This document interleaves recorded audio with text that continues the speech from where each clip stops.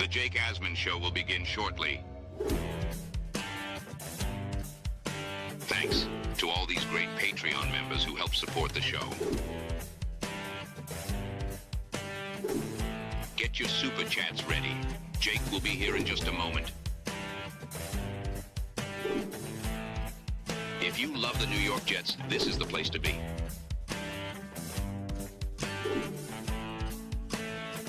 And now, the Jake Asman Show.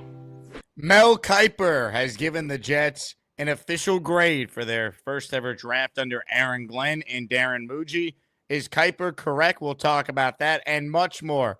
All things Jets. It's the Jake Asman Show. Let's hit it and get it started. Man, our Jets are primed to win another offseason, baby. I got just the guy to get us going tonight.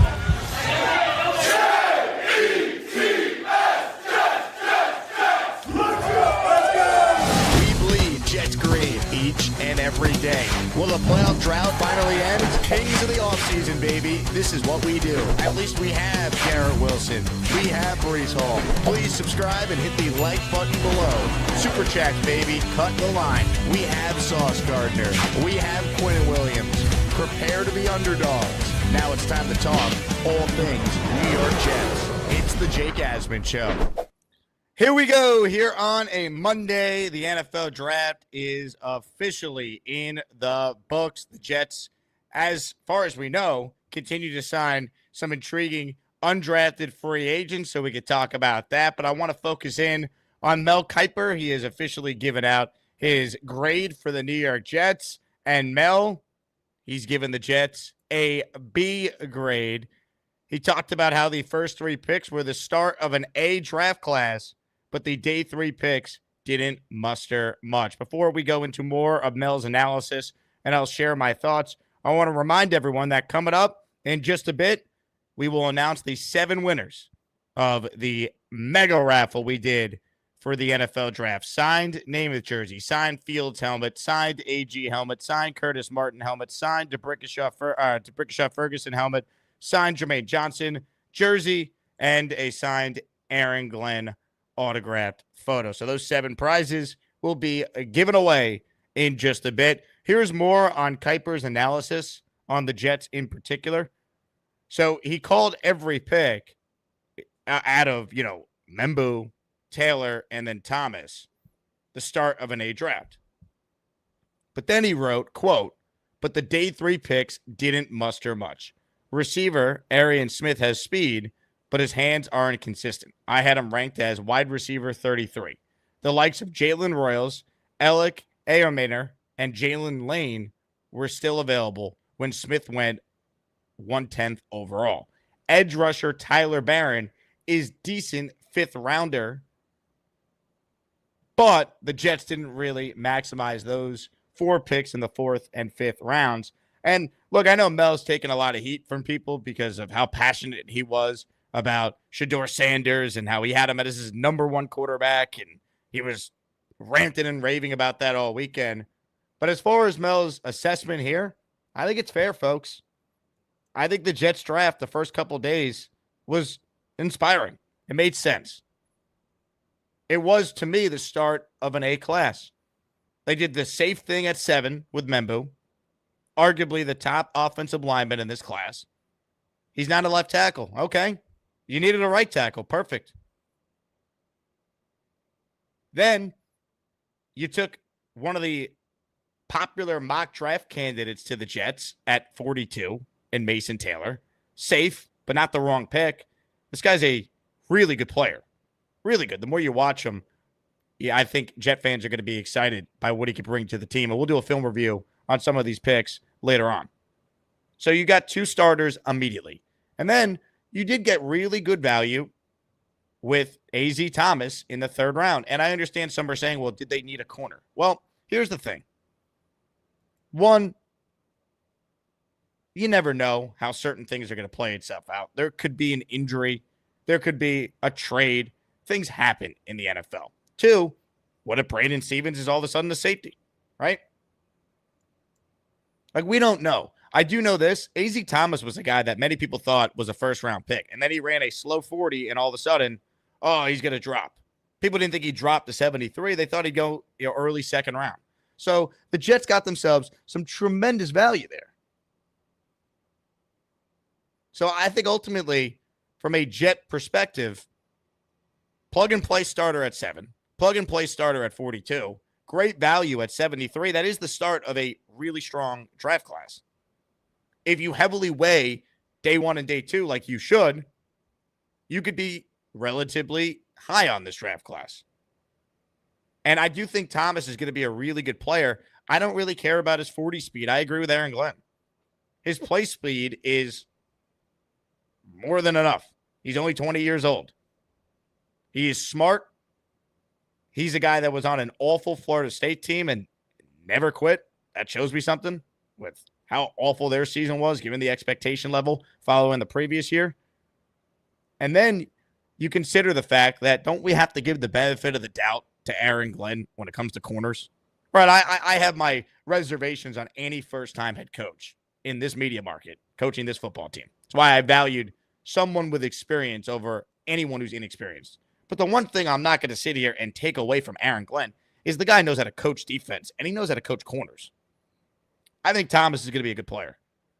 And eventually, I think he's going to be a starter for this team. And I also don't care about his 40 speed when this guy is so good in man coverage, press man coverage, that if he's locking you up at the line of scrimmage, does it really matter how fast he runs if he's fast enough to still stay with you after he locks you up and press?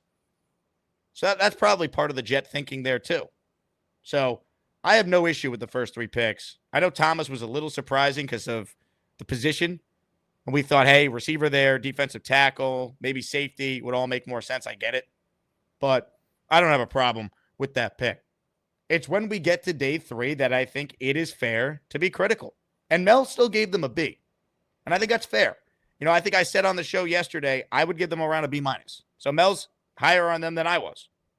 And when I'm positive about the Jets, half of you say I'm a homer. And when I'm negative on the Jets, I get called a hater. So you know what it is? I think I just give my honest opinion and you can take it or leave it. But Mel's not biased against the Jets. And I think what he wrote about the day 3 picks is fair. You guys respect Dylan Terraman, right? You guys respect Dom C. You guys respect Connor Rogers. They're all telling you the pick of Arian Smith is a major, major reach. There were other legitimate wide receivers on the board that the New York Jets could have selected. They didn't. There were other defensive tackles that were on the board that the New York Jets could have selected. Ty Robinson, defensive tackle. He goes to the Eagles, the pick after Arian Smith. If they went out there and let's say they made the trade for Arian Smith instead of Malachi Moore, maybe we view the draft differently, because if they took Moore in the spot they took Smith, then maybe our feeling is different if that was the pick at 110. I think it was taking Smith, who had a 6th round grade from Connor Rogers, had a 7th round grade from Dom C., who was Kiper's wide receiver 33, who was Pro Football Focus's 49th out of 49 ranked receivers. That is a fair criticism. And while, yes, it is still a day 3 pick, and ultimately most day 3 picks, whether it's in the 4th or the 5th round or 6th or 7th, don't work out, I think it is fair as Jet fans for us to be critical of that pick, because this new regime hasn't proven anything to us. And the history of the Jets is a Darius Stewart, Chad Hansen, Denzel Mims, Elijah Moore, Steven Stonehands Hill, Jason Morrow. I mean, they have just been brutal after the first round at finding wide receivers, specifically on day 3. They've been bad in round 2, but we're talking about the 4th round. I mean, the reason why we reference Jericho Cottree and Lavernius Coles is because it's been since those guys, or I guess Jeremy Curley for a brief period in time in Jets history, since the Jets actually were able to find a non-first round wide receiver that was good. Like, that's what you have to do. Right? I mean, Robbie Anderson was a UDFA. I guess we could count him as the last time, they found a legit wide receiver that wasn't a first-round pick. Like, look, give Joe Douglas credit for Sauce Gardner and give him credit, of course, for Garrett Wilson. But you're supposed to take a really, really good player at pick 10. Right? That was the knock on Douglas, that after night one, he struggled to find skill players in the second, third, fourth, fifth, sixth, seventh round. That was a real problem. Now he traded up for Brees. Brees is a running back. I'm talking about pass catchers. And I could say the same thing for Darren Muji. Like, taking Membu is easy. We all could have done that. Right? Membu and Warren were both there at the end of the day. So half the fan base would have taken Tyler Warren. The other half would have taken Armand Membu. We all could have done that. Mason Taylor at pick 42 was mocked to the Jets by Field Yates, Antoine Staley, Nick Faria. That was a very popular pick. Made sense. Jets have a glaring need at tight end. Here's a guy who's only 20, has a Hall of Fame NFL player as his father, played great in the SEC at a huge program at LSU. Like, that was an easy pick. Being a successful general manager, which Darren Muji's going to try and do, is being able to find good value in the draft, being able to find an A.Z. Thomas at 73, and just saying, look, we addressed needs with our first two picks. This guy, we had a first-round grade on him, or we had a second-round grade on him. We didn't think he'd be here at 73. We have to take him. The talent's too good to pass up.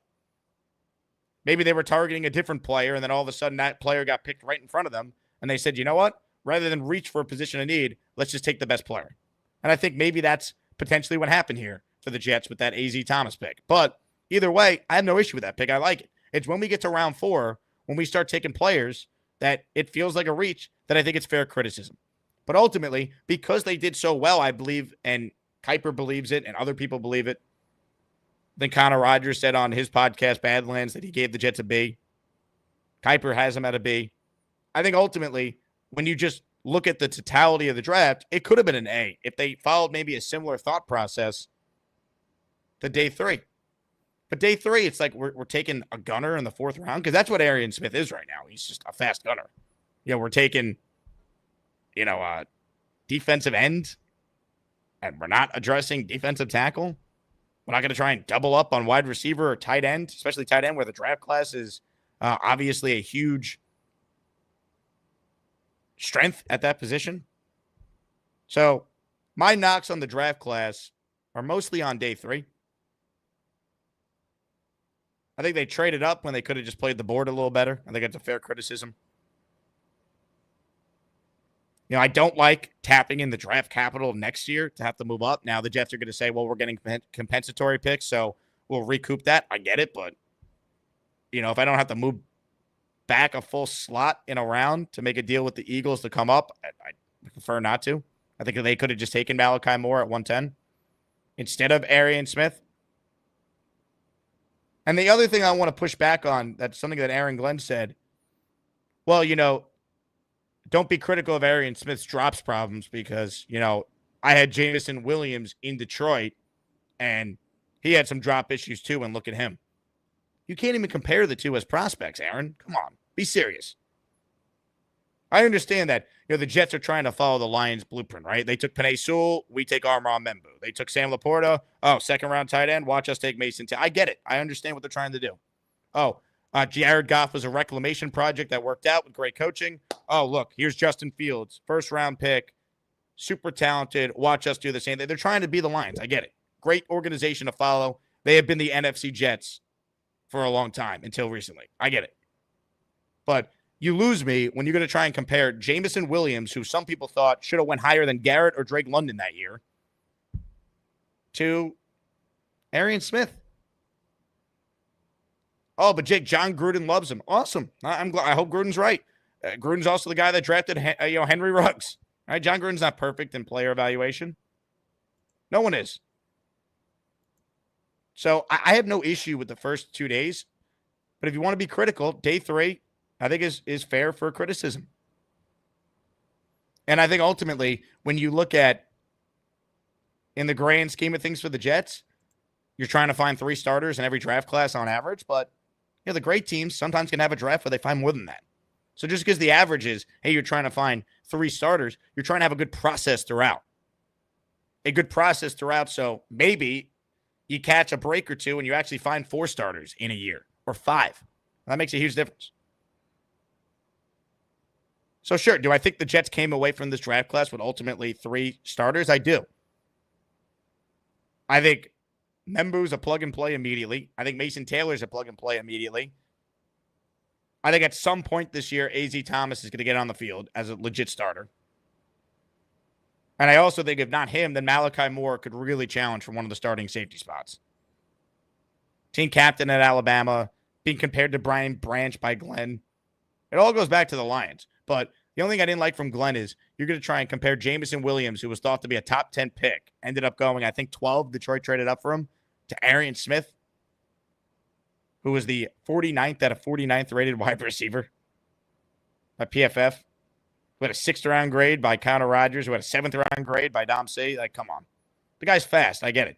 You can't teach speed. You know what? If you can't catch, it doesn't matter. And people will say, well, you could teach that. Sure, but then I hear people that study these guys year-round and do it for a living say it's not just that he can't catch. He's also just not a good route runner. Like, he's the straight-line track guy. Jameson Williams is a much better player than that. I mean, there's a reason why he went in the first round of the top 12, I think it was. Top 15 for sure. So I didn't like that. I think just being like, well, I did this in Detroit, so it's going to work here. Like, come on now.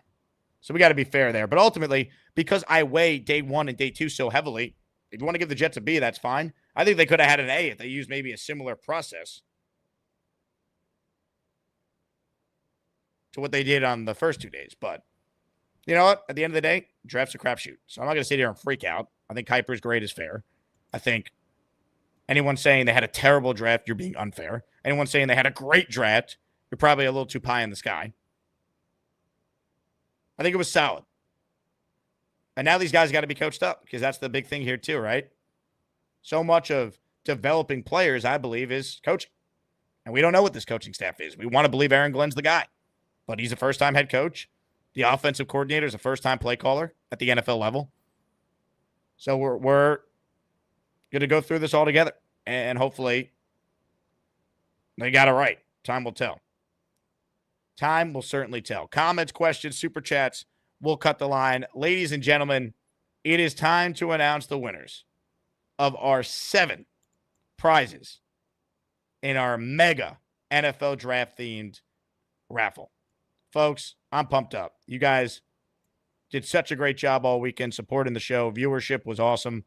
Memberships were being gifted. We doubled the memberships all weekend long for anyone who gifted or sent in a super chat. So a bunch of you have a great opportunity to win some prizes here. There are over, and you'll see it on the screen here as I'm pulling up our Wheel of Champions. There were over 1,600 entries in this raffle. You can only win 1 prize per raffle, but that's just a testament to all of you for supporting the show. So, without further ado, ladies and gentlemen, you know what time it is. It is time to spin our Wheel of Champions, baby.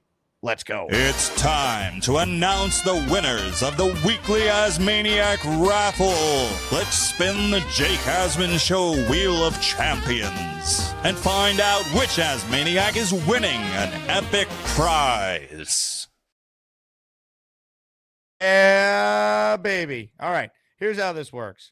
I'm going to share my screen, and you guys will see the Wheel of Champions here. So, without further ado, let's get it on, baby. And again, thank you to everyone who supports the show, allowing us to do cool things like give away all these awesome Jets items.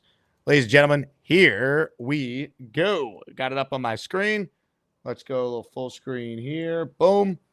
And off we go. All right, here we go. You'll see it on the screen right now.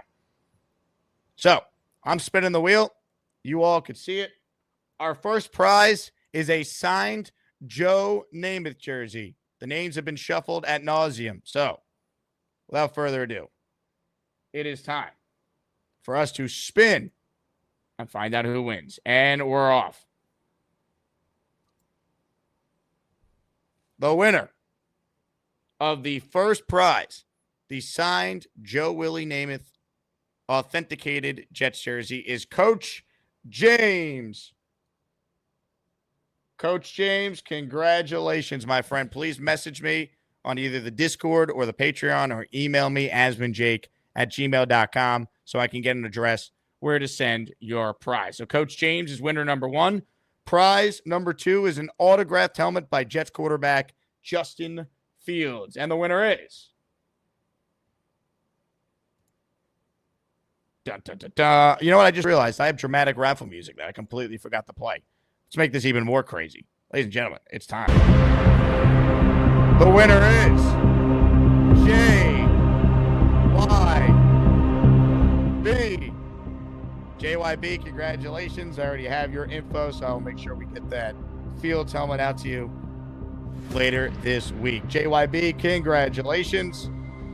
He's our champion of the Fields helmet. All right, prize number 3 on the Asmaniac raffle is an Aaron Glenn autographed helmet. Ladies and gentlemen, the wheel is being spun. My screen share is slow as molasses, so I click the button and then we wait 10 seconds for it to start spinning. But here we go. The winner is Indy Jets. How about that? I'm happy for Indy. His flight got canceled the day of, so we couldn't make it to our draft party. So at least he's going away home. He's getting a consolation prize. He's getting a Justin Fields autographed helmet. Indy, congratulations.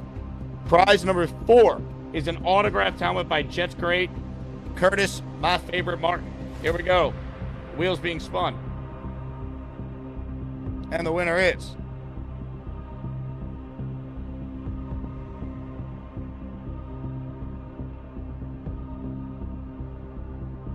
T Swizzle.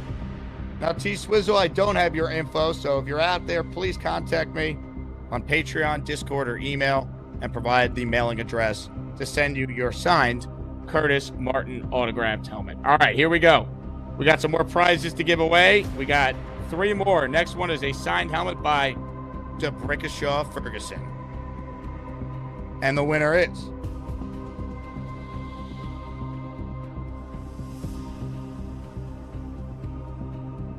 listener Peter Castro. Love it, Peter. You're the man. Thank you, as always, for your support. I have your info because I know you recently won the autographed Revis helmet, so we will get that out to you. All right, here we go. 2 prizes left. Signed jersey by Jets great Jermaine Johnson is our next prize, and the winner is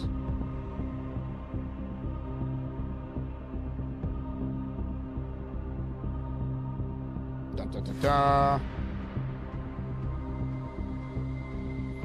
Hirsch Parker is the winner of the autographed Jermaine Johnson jersey. Hirsch, congratulations.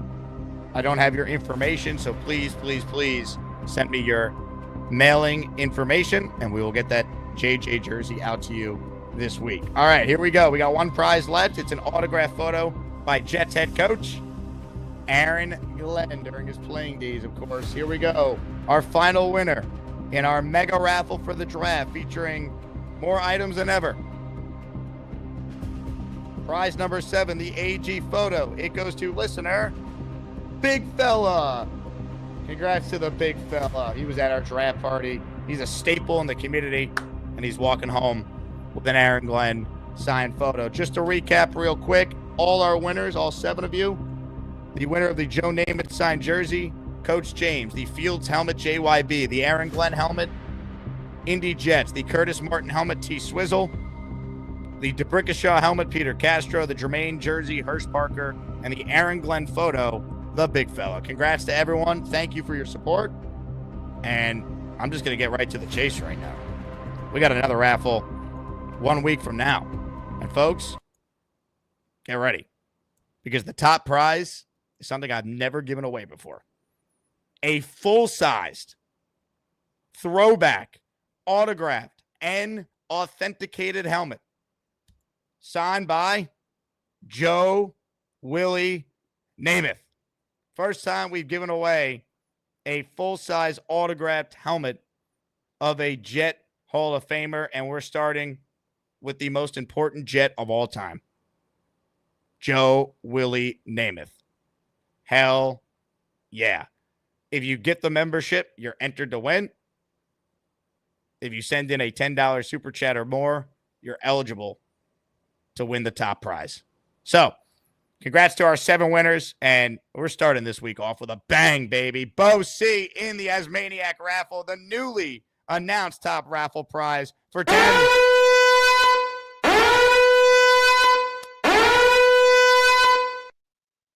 Ladies and gentlemen, Bo C, a true gentleman and scholar. PP Donuts, Wendell Oliver, Jonathan Alvarez, Jets Forever #2, C Nasty 518, Richard Asudo,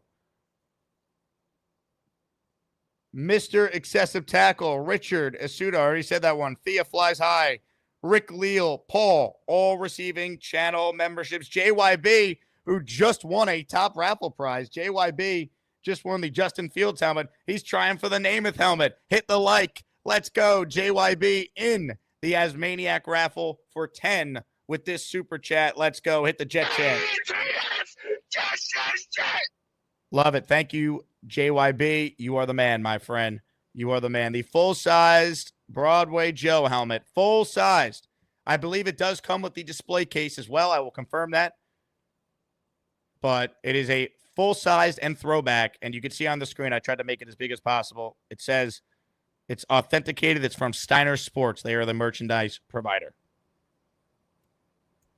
So, comments, questions, super chats, cut the line. How we feeling about the draft? Kiper giving them a B. I think it's fair. I think they got it right on the first 2 days. Time will tell on the final day. Didn't love some of the picks. Didn't love the process on several of them.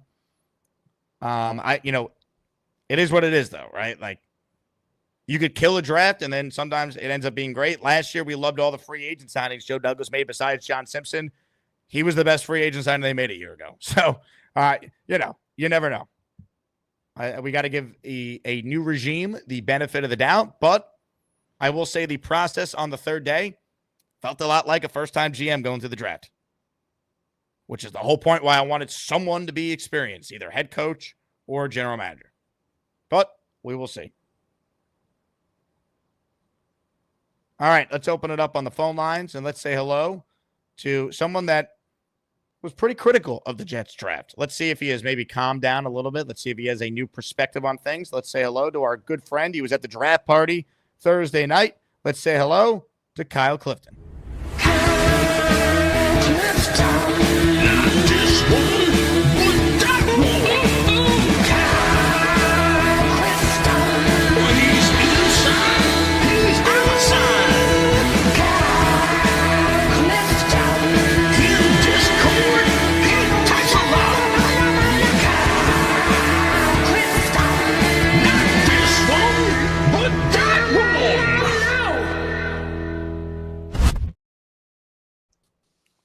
A little bit calmer, not too much. I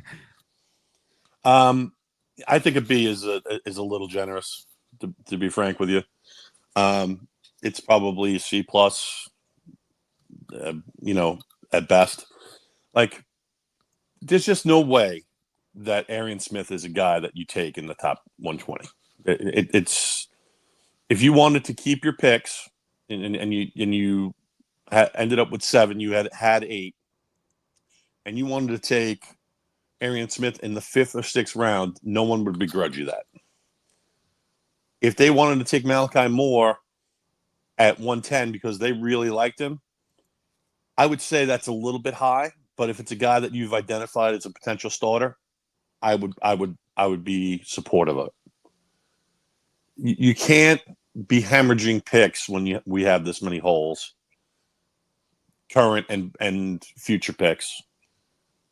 Draft position is really what happened there. We did a swap for 6th and 7th round in 2026, I think, to move up in one instance. Like, I think Arian Smith would have been there at 145. He might have been there at 162. Like, he's kind of a one-trick pony. Like, it's a lot to pay for a guy that is a gunner and ostensibly right now a decoy, right? Like, so for that reason, when I think you can get a pipeline guard, or you can get a guy that can pull up the wide receiver room immediately, or you could double dip at tight end.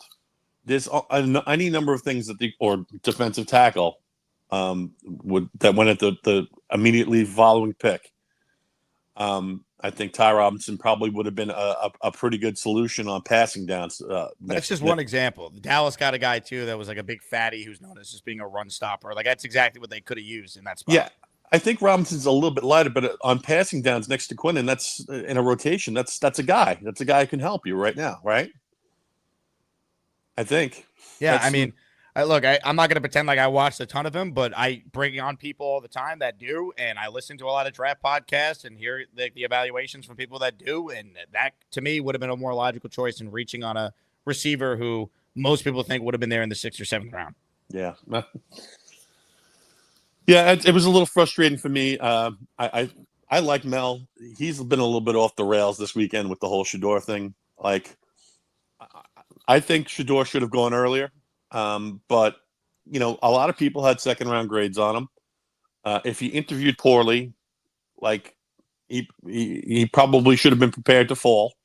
I'm not sure what Cleveland was doing, because at some point it just becomes like there are only certain teams that are going to take you because they filled the needs early, or like a team like the Jets. I don't think he fits what they want to do. And I think that they were turned off by either his demeanor or the family bad mouthing them, or like. But I think Coach Prime bad mouthed the Browns too. So it's interesting that when they doubled up, they did circle back to Shador. But I mean, Shador probably should have been the pick for them there in the 3rd round, right? For sure. They probably just didn't want to deal with it, and then the value just got to a point where it was too much. I mean, the reason why he fell is in part of what you said. It's not like he was Caleb Williams, where it's like you knew surefire 1st-round guy. There were questions. He's not an elite athlete, so then you got to talk about the intangibles, right? Is he a great leader? Is he tough? Can he take coaching? Well, he's only been coached by his dad his entire life. He had a chance to go into the East-West Shrine game. He didn't participate, right? He didn't practice. He chose not to. He got invited to the Senior Bowl, chose not to do it. He chose to not do anything at the Combine. He conducted himself as if he was a 1st-round pick, top 10 pick, lock for sure, and he never was that. He was maybe a 1st-round pick. Some people thought he was a 1st-round graded quarterback, but it wasn't consensus like it was for Caleb Williams, who could pull that. Or, Abdul Carter only took meetings with teams in the top 4. He wasn't going to take any meetings with teams outside of that, and he could do that because he knew, like, he was that type of prospect. Shador never was. So you combine all that, and then the Dion effect, and then once you start sliding after round 1 and round 2, teams don't want all the hoopla for a backup quarterback. So then that removes even more teams. So then you could see how it kind of started to play itself out from that standpoint. Yeah, I mean, Cleveland clearly needs a quarterback. I don't know if that's the best locale for him right there on the lake. But, to get him in the 5th round is kind of a blessing for them. And, I would be surprised if he didn't press to start right away with some of the people that are in that room. Because I think there is talent there, but it's just, if his head is screwed on straight, maybe it'll be a boon for the Cleveland Browns. We'll see. Great weekend. Otherwise, I always enjoy the draft. I wish we could have executed a little bit better on day 3, but I appreciated the party, and I appreciate your time, Jake. Hey, Kyle, great to have you there, man. And we got to get you at more events, man. You were a big hit. Everyone's come up to me like, Kyle Clifton. I think people were just shocked how large of a human being you are. Yes. it was kind of a kept secret, so it was awesome. It's out of the bag now. I love it. Ladies and gentlemen, Thanks, the great Kyle Clifton, the man. He's the man on the show. He's the man in person. I can confirm. Tom A says, well, now Shador has to go out there and earn it. It's not going to be handed to him. Yeah, I mean, maybe the Browns' thought process was let's create the ultimate competition, right? Like, you got to earn everything, man. You were a 5th-round pick. I don't know. I think Shador is not a bad person, right? It's not like there's, like, character concerns, like he's committed crimes and stuff. But to me, it's just a little much with the social media presence and the cameras following him everywhere and the be legendary draft party and, like, you see him, he's out at the club celebrating after he got drafted. I just don't think I don't want my quarterback that is that. You got to earn that. To me, it's too much. Like, this guy's already was making like $6 million a year in college. Like, is he motivated to be great? I mean, like, how is this any different than Johnny Manziel, by the way? Only difference is when Manziel was making money in college, it was illegal. Shedeur was doing it legally. And look, Shedeur doesn't have like a drinking problem, or a drug problem like Manziel ultimately did, where he had to go to rehab and all that. But it's just the personalities, right? Like,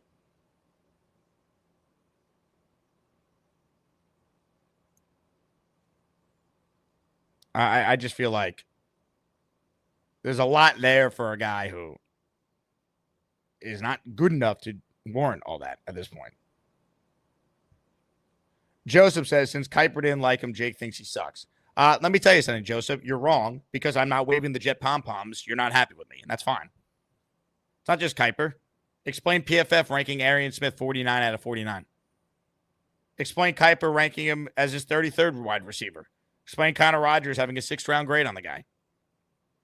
Dom C, 7th-round grade on the guy. These guys do this. They're like, doesn't mean they're always right, but like on the consensus big board, right, which takes together the big board rankings from all the people who do it, he was like 258th, I think. Something like that far down. And they took him at 110. So that doesn't mean that he's not going to be good, but it's called the consensus big board because usually, more times than not, they're right about the evaluation of these players. There's outliers, there's exceptions. We really think the Jets found that? I don't. But I like what they did on the first 2 days, so I'd give them about a B- for the draft. Jesse with an Asmaniac super chat. Mason Taylor's probably our second option pass catcher right now. We need to sign a vet like Amari Cooper or Keenan Allen to help the offense out. C+ draft. 100%. I want both those guys. I've been saying it. And there's some defensive tackles that are out there too that they should sign because they didn't draft one. Maurice Hurst, Foley Fatukasi, Jordan Phillips. Get me one of those guys. TriStar Jet. Excited for the season. I bet we steal a few wins this year based on our projected run game. Brees needs a big year. Go Jets. Thank God they didn't trade Brees. What a moronic move that would have been. Brees is probably, other than Fields, for obvious reasons, he's the quarterback. Could I not argue that Brees Hall is the most important X factor for the Jets offense? Like, hey, Brees, contract year. Go be great. It's your chance. You know, Rodgers is not here anymore, not going to check out of plays and do it his way. Like, if a run play is called, Fields is going to hand the ball off. They better be able to block it.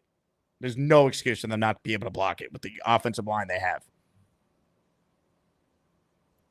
Big fella. Arian Smith was a reach, but if he could work on his hands, and that's a big if, we could have something.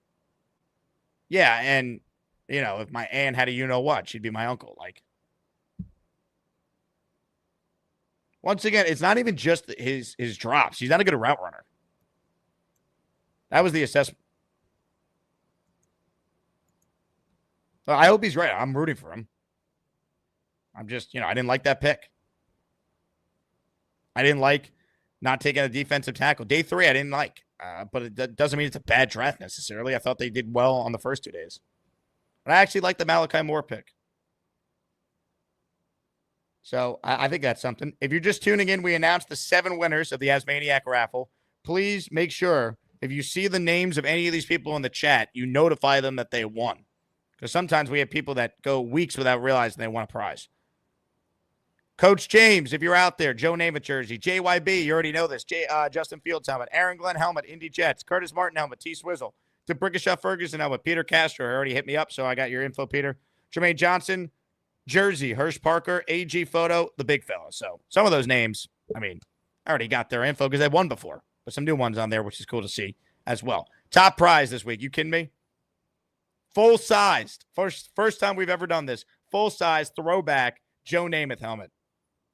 Certificate of authenticity. It is sick. I almost bought this for myself, and I'm like, I can't. Too much money. Raffle prize it is. So sick. Will look great in any man cave. Ladies and gentlemen, more of your calls right now. Let's say hello to Adam is Too Cool. Hello, Adam. Sorry about that, getting off mute. My goodness, how are you still talking, man? What's your secret for keeping your voice so fresh when you've been talking for like 18 hours in the last 3 days? I know. Well, I'll tell you what. My voice is it's not in ideal shape, but it's not just from the streams. I was screaming watching the Knicks game yesterday, so that was a big part of it too. You're gifted, man. What can I tell? Thank you, man. I got to say, I was expecting you to pound the table a little bit more from the draft because you were looking for weapons, and we've got Mason Taylor. Okay, good weapon.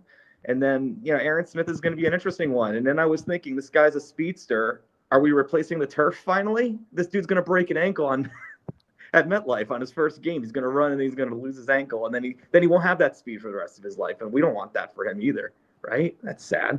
Let's hope not. But yeah, I mean, everyone knows it was a reach. I mean, I don't know if this has been talked about much, but Buffalo outmaneuvered us twice in the first 4 rounds. They got in front of us and they picked the DT. Is that coincidence? It could be. I mean, it also could be they thought the Jets were going to go after that player, and that's what. Yeah.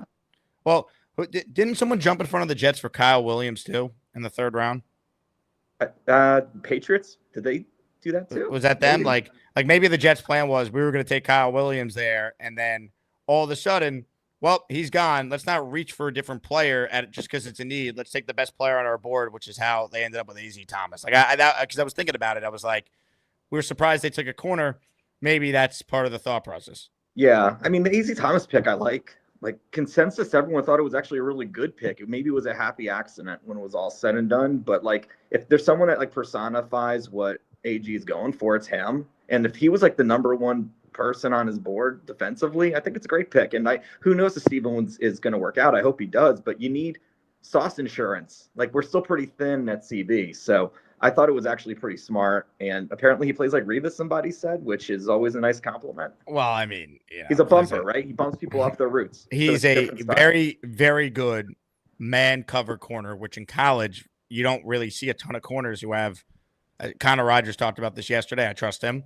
400 plus snaps in man coverage. So that's rare. So this is a guy that, to me, Glenn identified as like the perfect corner he wants for his defense. I'm very happy with day 1 and day 2. I thought it was an A draft for those days, as everyone's kind of saying. It was just at day 3. It was that 4th round pick that set the tone, that screwed it up. And it gave me like Broderick Jones, Will McDonald vibes, where it was like they were all caught off guard, didn't know what to do, panicked and grabbed somebody with a massive overreach. And I think people are just, a 4th round pick is worth a dozen 6th and 7th rounders to roll the dice on. And, if this was a top 30 visit, as they said, if this is their Zach Kuntz, that's fine. If that's their dart throw, I'm okay with it. It was just, I think nobody thought anybody was interested in him in the 4th round. So I think that's where all the frustration lied. I guess the positive thing I can say is if anyone knows how to deal with, I want to say this sounds bad when I say it, but deals with less, it's Glenn. Like Glenn navigated a very difficult defensive roster towards the second half of the year with Detroit. So, if we didn't get exactly what we wanted, he knows how to navigate that on defense. So I think in the end, let's definitely give him a chance. But I think we definitely need some weapons. And I think that 4th rounder could have turned into a couple of 6th and 7th rounders next year that we could be using for veteran trades. So I feel like there was lost opportunity. I think that's what's getting everybody upset. 100%. Fair assessment, Adam. Very good call. And I'll give you some love here. Nelly says, Adam's a top caller. Bro is tapped in. Thank you. Appreciate it. So, yeah, I was going to say something else, but now I forgot it. I'll save it for the next call. Thanks. Love it. Adam is too cool. Checking in. Love that. He might look like Allen, but he ain't Allen. Anthony has gifted 5 channel memberships. Great to meet Anthony and Roseanne, Anthony's daughter, at our draft party Thursday night. And in honor of our draft party, hey, Anthony, this is for you. I got just the guy to get us going tonight.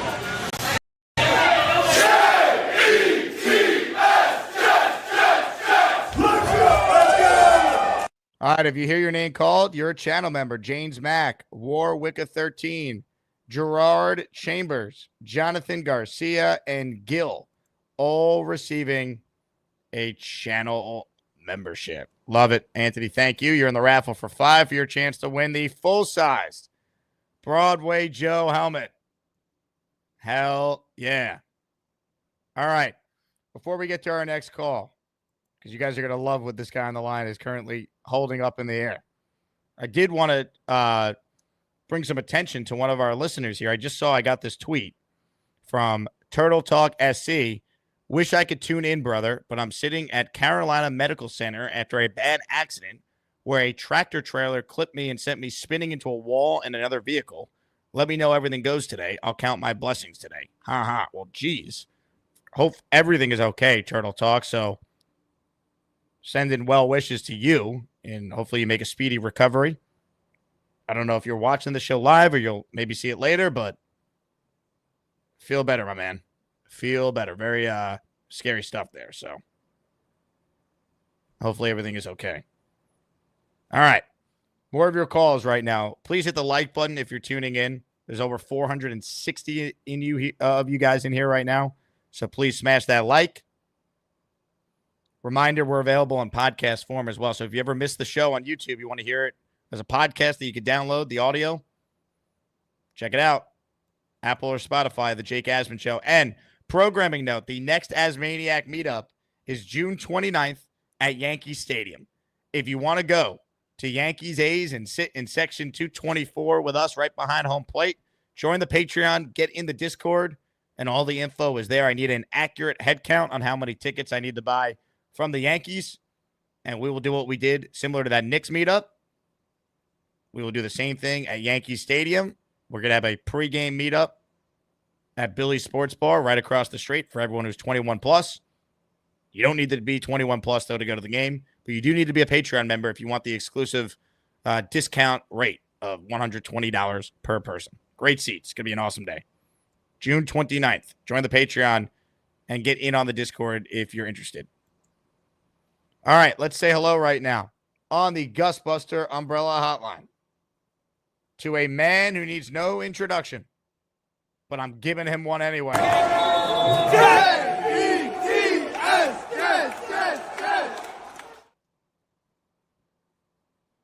Nice. Nice. That's the pride of my man cave right there. There's the authenticity underneath. This is the original helmet. This Jet sign helmet here, that's at least 30 years old. I think I got this like 30 years ago or something. It's the old helmet. I don't know. Jake, put the other one up. Is it the same helmet as this helmet? Is this? Yeah. Mine has the old school handlebar on it. That's just the. You mean this handlebar thing? Is it? What's Let's that see. one? Yours looks more modern. Like Namath himself didn't wear that in his era. I thought he wore the one with the lower thing like that, didn't he? His original helmet was the one on the left there. You got to get this, guys. This is it. This is the. You got that helmet in your man cave. There's only one helmet you want, and that's the one. Peter, one that Brickashaw won. You want to swap, Peter? I'm kidding. Anyhow, first day, I give it an A. The first 3 picks are an A. Everything after that is an F with a capital F. And, you know, it's funny. I watched Joe Beningo's Friday morning, the Pain podcast. Well, Joe was texting me all weekend. He hates everything they did, basically. I know that. But he wanted Shador. But here's the thing. Here's the funny part. On Friday morning, when he was talking about us getting Membu, he said, "Oh, typical Jets. They passed on Shador. Well, and the Giants traded up for Dart, and they got the best pass rusher, and that's what a professional franchise does. Maybe Shador will be around pick 72, and we could grab him then." I'm wondering how many hairs he pulled out of his head when Shador was still around at what, 150? When we took Francesco instead of Shador, or instead of Will Howard, or instead of Kyle McCord. Look, everybody's talking about filling a need. We need a quarterback. You know, I don't understand. I know we're going to have Fields. I know he's our quarterback this year, but God forbid he gets hurt, or we know if he's not good. I love Tyrod Taylor, but he's a Band-Aid for 2 or 3 games. And then where are we? I just think we should have. And to pay him $4 million, all you had to say, I'm Aaron Glenn. Shador, welcome to the Jets. Take a seat over there next to Adrian Gonzalez Martinez. Seat next to him. And you're in the practice squad there, and next time you open your mouth, if you say any negative stuff or I hear anything come out of your mouth that's not 100% positive, or if I get any tweets from your dad, you can tell your dad this, I'm going to release you and you're going to be gone. It'll be the quickest stint you ever play. For $4 million, you got the guy on puppet strings. And if he's any good, we got something instead of Francesco. That's all I said. And I'll take Will Howard. I would have been very happy. Jake, wouldn't you? Yeah, look, if they took a quarterback with their last pick in the 5th round, I would have no issue with it. But I didn't want Shador. I don't think you want Shador in the 5th round. I get it. All right, fine. But there's too much that comes with it. There's too much attention on a 5th round pick. I'm good. If you want Justin Fields to succeed, make them believe that they truly believe in him, which I think they do. They didn't draft the quarterback. I think they think that he has a chance to be good, just like Jared Goff turned his career around, and Glenn saw that in Detroit. If they're wrong about Fields, they're going to take a quarterback next year in a way better class. Neil, there's a reason why only 2 quarterbacks went in the 1st round. This was not a good quarterback class. McCord wasn't good. Will Howard was a 6th-round pick. Wow. No one believed in these guys. I know they look great when they talk to Gruden, but that's the point of going on the Gruden show. But we really did need a quarterback. Let's face it. I thought we should have got somebody. Take a shot on somebody. And that's fair. That's fair if you wanted to do it. You got to take a shot on a quarterback. Look, if you feel that way, that's fine. I think it also could be telling. Maybe they think Jordan Travis could be healthy and they could see what he could do as a developmental guy for a year. If Jordan Travis was in this draft class, he probably would have went on day 2, day 3. Early day 3. So maybe that's part of the argument too. They did it last year. Maybe Aaron Glenn and Darren Muji thought highly of Jordan Travis. Now that he's healthy, they're like, we already have this. These guys aren't better than what we already have in Travis. Let's see what he could do. Them not taking a quarterback says a lot to me about they didn't think the class was good, and also could say something to me about maybe Jordan Travis could be good enough to be their developmental guy for a year and see what happens.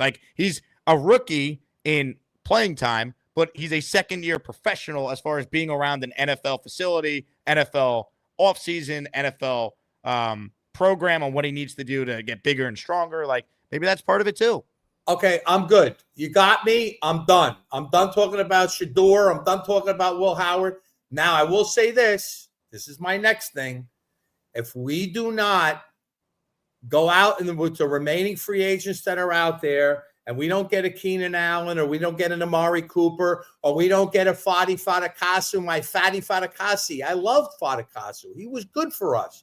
That's a guy you could pick up and be a run stopper. One other thing that's interesting, okay? We're going to be a blitz-happy team this year, okay, like we weren't for the last 3 years. When you have a blitz-happy team, you want a safety in the box that could take on a running back and go sideline to sideline. And that's just as important to a blitz-happy team as having a fatty run stopper. And that's where that guy comes into play. The guy that we got, Jake, somebody said something. The guy that's on Kansas City, who's the really good safety on Kansas City? It's the run stopper. What's his name again? Justin Reed? No. Shit.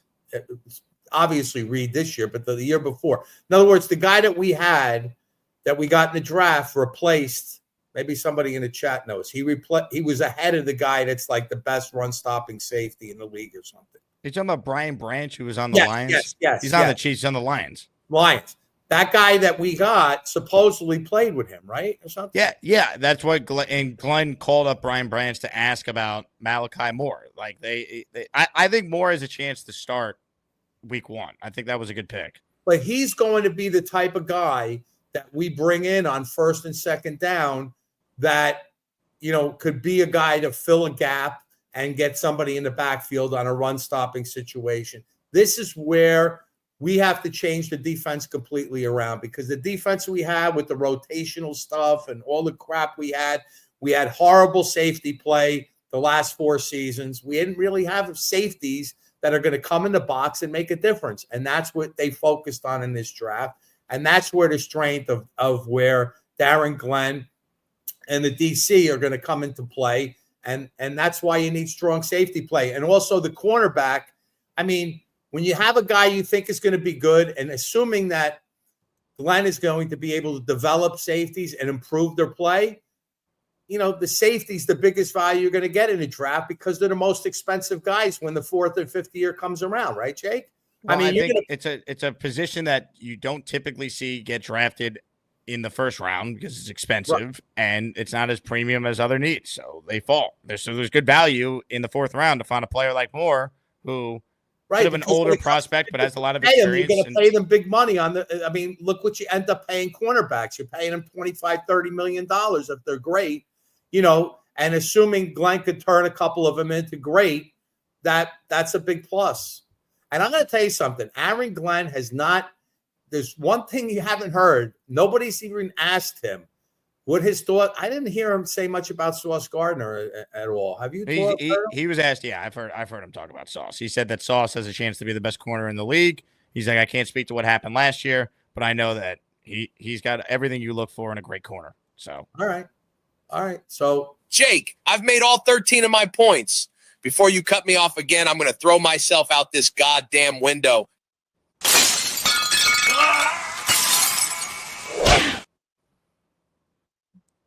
Comments, questions, super chats. This is what it looked like to sit next to Kyle Clifton at the draft party, by the way.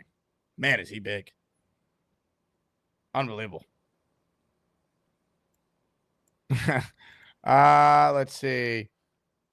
David says, bringing my coffee in my Jake Asman Show mug. Yeah, get one, baby. JakeAsman.com. Thank you, David. We ship all the way to Israel. Dylan writes in, Shador Sanders got drafted before Bonesy's speech concluded. Impressive stuff. Man. The only thing better than Alden's shoes is Joey D, cause he totally rules. Jake, my brother, I'm high as a kite. I love everybody. Damn, this show is crazy. Oh, no. Take the AirPods off. Not doing this. No, Bonesy. Get rid of the AirPods. I don't care if you're the Asmaniac Madness champion. That sounded like a nightmare about to unfold. You're welcome, everyone. I just saved your ears. Oh, my God. Yikes. JD says, my issue was the process. Round 4 had players on the board, and we entered extreme reach mode with Smith and Moore. Reduce odds of hitting on day 3, which is a day of not great odds to begin with. Of course. And that's why the first 2 days are important. And I think they did a nice job with 7, 42, and 73. Jayquest says, good morning. No chatting for me today. I'm doing yard work. I'll be listening. Have a great day. How's your yard work going, Jayquest? Ryder says, did y'all see it was Jeff Ulbricht's son who pranked Shador during the draft? There's always a Jet tie. It's amazing. Always comes back to the Jets somehow.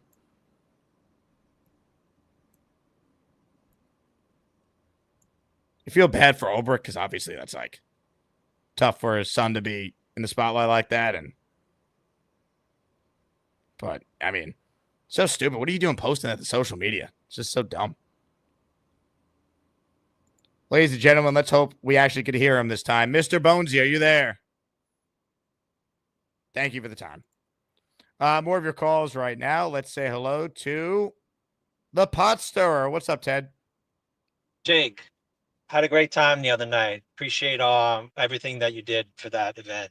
So, especially the 1 a.m. ride through Central Park with Nate and the Australian Jets fan bikes. It was wild. So, Neil, that could have been one of your worst takes. And seriously, for a coach that wants to build a culture, you want to take one of the most polarizing draft picks in the draft. Yeah, just I don't care what kind of value you're going to get on them. Teams passed on them multitudes of times. But are we guilty of analysis by paralysis, Jake, about overdrafting? I'd rather have Glenn get all of the guys that he wants that culturally fit, that are captains, that are alpha dogs, and not worry about draft positioning. You know what I mean? Yeah, but you should worry about it because you got to build a team. There's strategy involved in how to get the best value, best players. That's why the good teams stay good because they draft well. Yeah, but they also have, Ted, let's ask you this question. If the Bills, if the Giants, if the Dolphins, if the Patriots took Arian Smith where the Jets took him, what do you think the Jet fan base would be saying? I'm talking. You're talking. Okay, wait. let me go back to my other point real quick. You were talking about good drafting teams. You're talking about teams with franchise quarterbacks like Baltimore, Buffalo. They have the luxury of picking whoever they want because they can pick for value because they have the core pieces. You know what I'm saying? No, I don't. So that has nothing to do with it. Okay. Reaching on a player in the 4th round. The Patriots have Drake May. Great. So that means they don't have to reach on the 4th round because the Jets have maybe a decent 1-year bridge in Justin Fields. Oh, but maybe they can grab a player that they love, even though he's not the values that people think he is. Or they could just take good players. You could just draft smart and not reach on guys. I just think time will tell. I think we're just guilty of over-analysis of, we picked the, 150 ranked player at pick 90. I don't know. But they didn't though. They picked the 49th rated wide receiver in the 4th round. I gotcha. I love the and it's not even just that pick. Everyone's talking about Arian Smith. How about not addressing defensive tackle? Well, maybe they're going to do that after when they start cutting players after, in August or something like that. I mean, there's going to be a lot of players. Why are we waiting until August when it was the deepest defensive tackle draft of all time, and we could have had someone on a rookie contract on day 3 that would be here for 4 years? Oh, Jake, you can't get everything in the first draft. I'd rather they could have. But that's that's why people are upset. They could have. They chose other players that were not as good as players that fit needs. That's why people aren't in love with day 3. I personally think day 1 and 2 were good enough that I think a B grade is fair. But I understand why people don't love the last day. Like, it wasn't good. Yeah, but I think it was fine if it works. Great. That's the way I look. I mean, sure. If it works, great.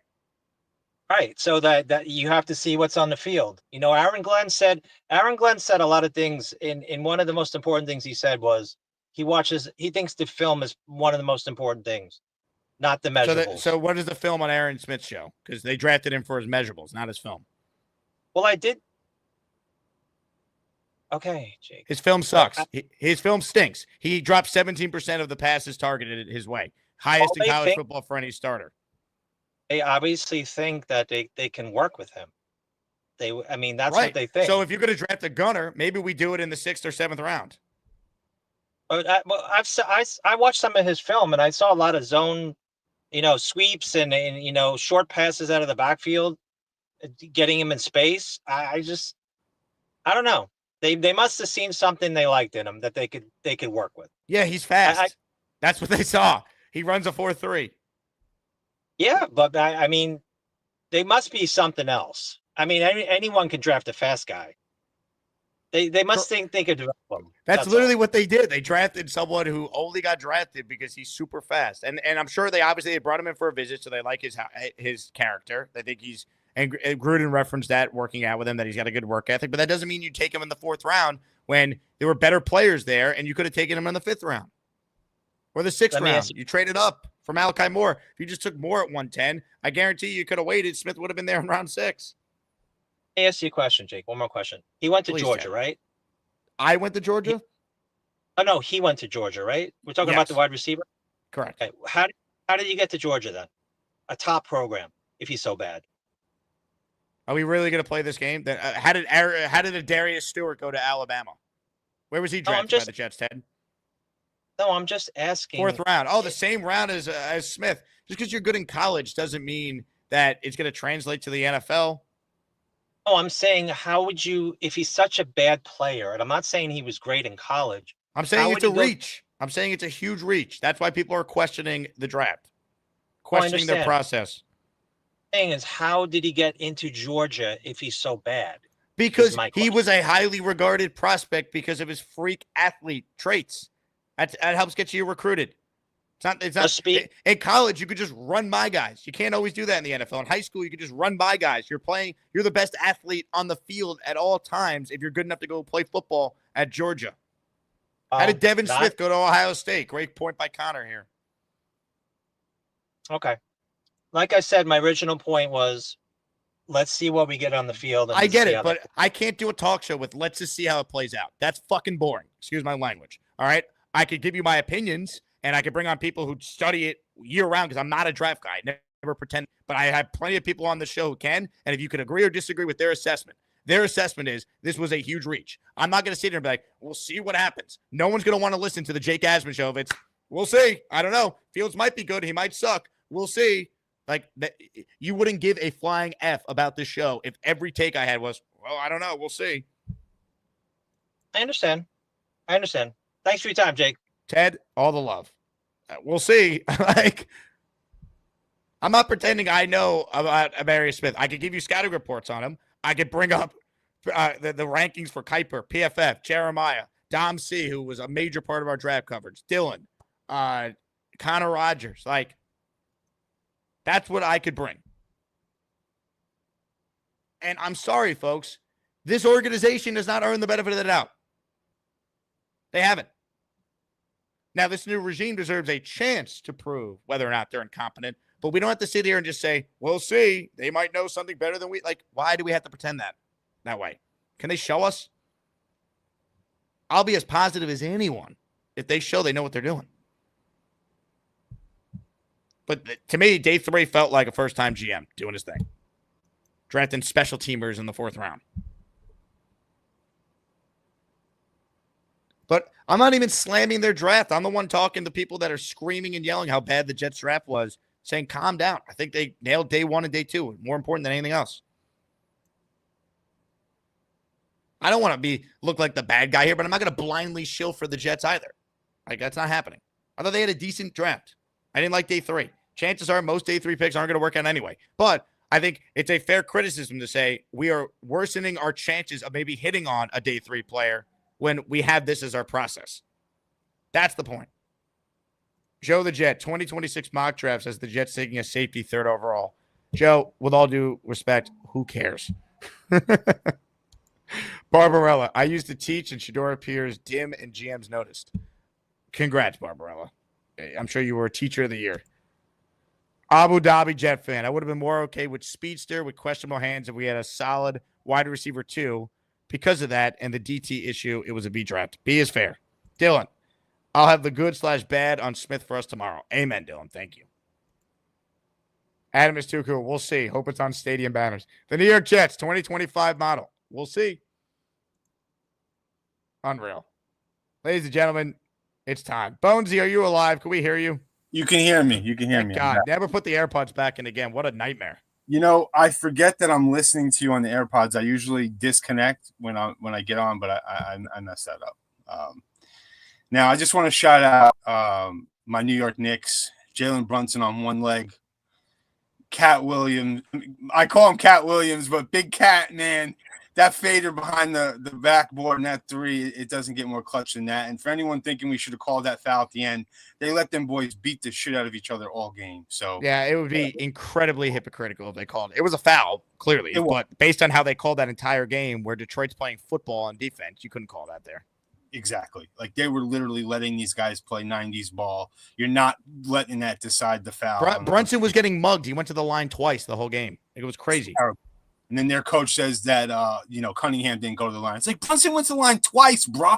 He was getting killed. There was like 3-and-1 layups when he had one leg in the 4th quarter. They didn't call one of them. 2 of them, Brunson got knocked down. But I digress. Unreal. I said it yesterday. He is the most clutch New York superstar since Derek Jeter.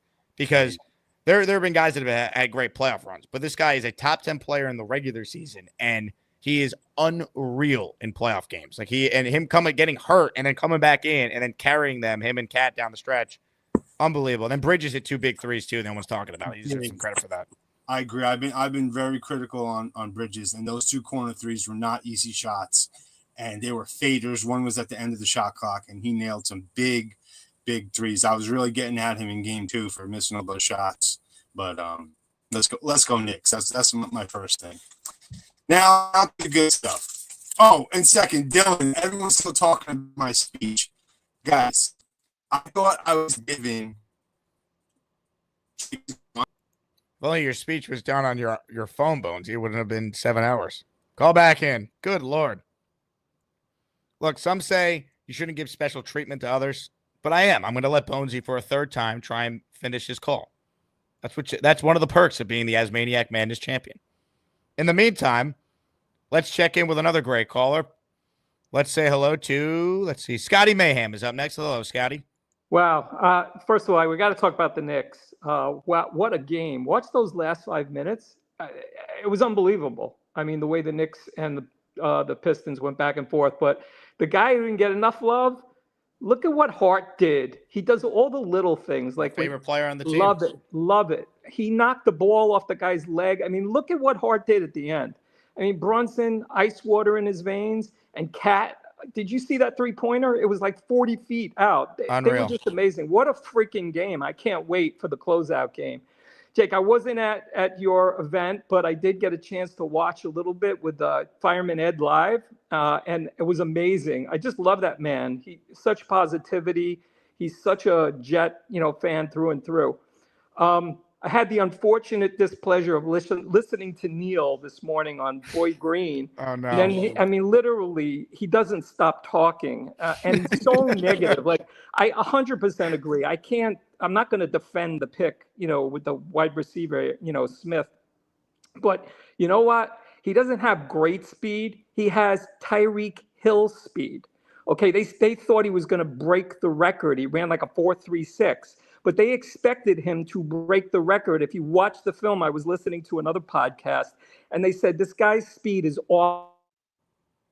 Oh, no. What is up with the call-in line today? I mean, the guy was a track star at Georgia. Division I SEC program. Like, he was an incredible athlete at Georgia. He ran track there. If they wanted that guy, take him in the 6th round. No one would bat an eye. Be like, oh, you identified a guy with an elite trait. There are better receivers there. Jalen Royals better not be good, because we're never going to hear the end of that if he is. Let me see if Scotty's phone line is working again. Scotty, you there? Yeah. So I just wanted to say, I grew up with Johnny Lamb Jones, so the older OGs will know, as fast as anybody in the league, and he couldn't catch the ball. Right. But here's where I think it's different, and this is why I'm a little bit excited about, the Jets on this. I think they're going to be doing smash mouth football. And if you have somebody like that, even if he catches 20 balls, okay, maybe he drops 10, but he catches 20, just running him up the field will give Fields and give Breece Hall and the rest of the team an opportunity to really run. So I'm hoping they use him, to some degree on jet sweeps and maybe just send him all the way down the field. But I think the Jets are going to be better than, people say. I definitely think I'm betting over the 5.5. I don't know how you feel about it. I think that's super low. Just on coaching, Jake, I think the coaching staff's going to bring in at least 8 wins, and I think we could possibly be a playoff team. I know that sounds crazy, but depends on Fields. Depends on Fields. 100%. Shador would have been a nightmare. Shador was not the pick. I mean, they moved away from Aaron Rodgers. I'm sorry. You can't put Shador on that team. There's no way Aaron Glenn wants to deal with that. That would have been a shit show. So I don't agree with that take that we should have taken him in the 3rd or 4th round. But I hated the pick of the wide receiver. But if they're going to use him, the way I envision it, maybe it turns out it helps our running game. I think our offensive line is going to kill it this year. Really do. Scotty, great call. The O-line better kill it, because they have invested so much in it that if it's not the best unit on the team, something has gone horribly wrong. Like, the expectation can't be we might have a good O-line. It is we need to have the best offensive line in our division and one of the best in the league.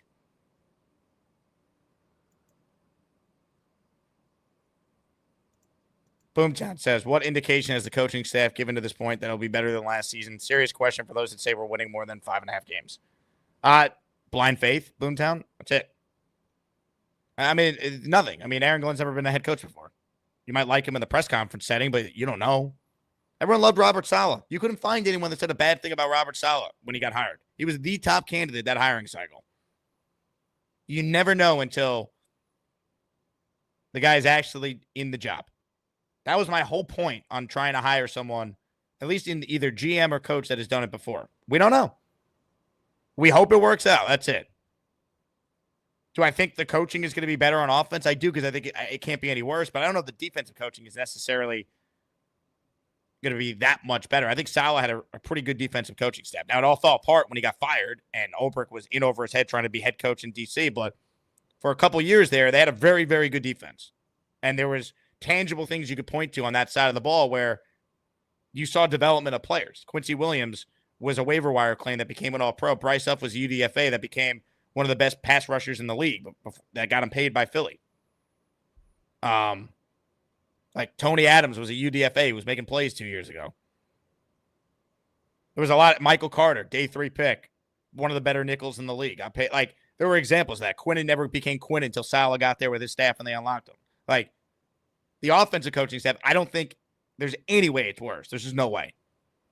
But I don't know if the defensive staff is necessarily better. It should be pretty good, though, right? Aaron Glenn's a defensive guy. Maybe he's not as good as Saleh as a DC, but he should be right there, right? You got Steve Wilkes, been successful in a lot of places.